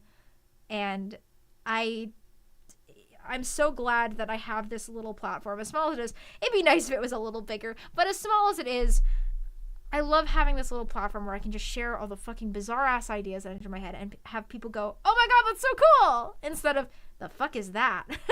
So, sincerely, all of you do so much for me every single day of my life. Someone get this lady off the stage. It's true. I should go now. But thank you so much for this wonderful Weird Universe, Hedgehog. It's been a pleasure. Lots of love to you and your weird little brain. I have a very weird little brain. But I'm glad that this weird little brain is liked by so many of you. So, thank you.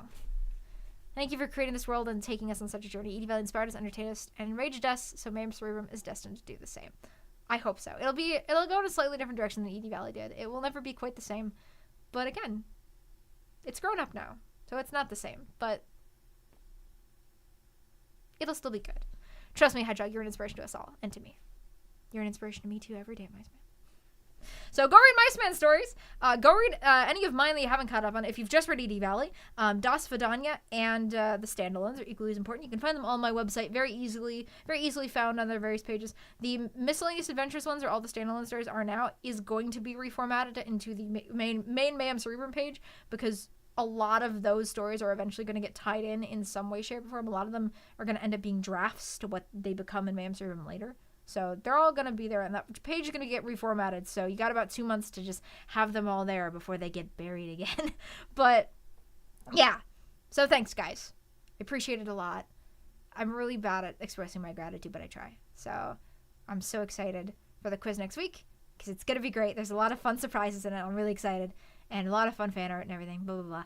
And, yeah. Thanks so much for joining me. Have a good night, guys.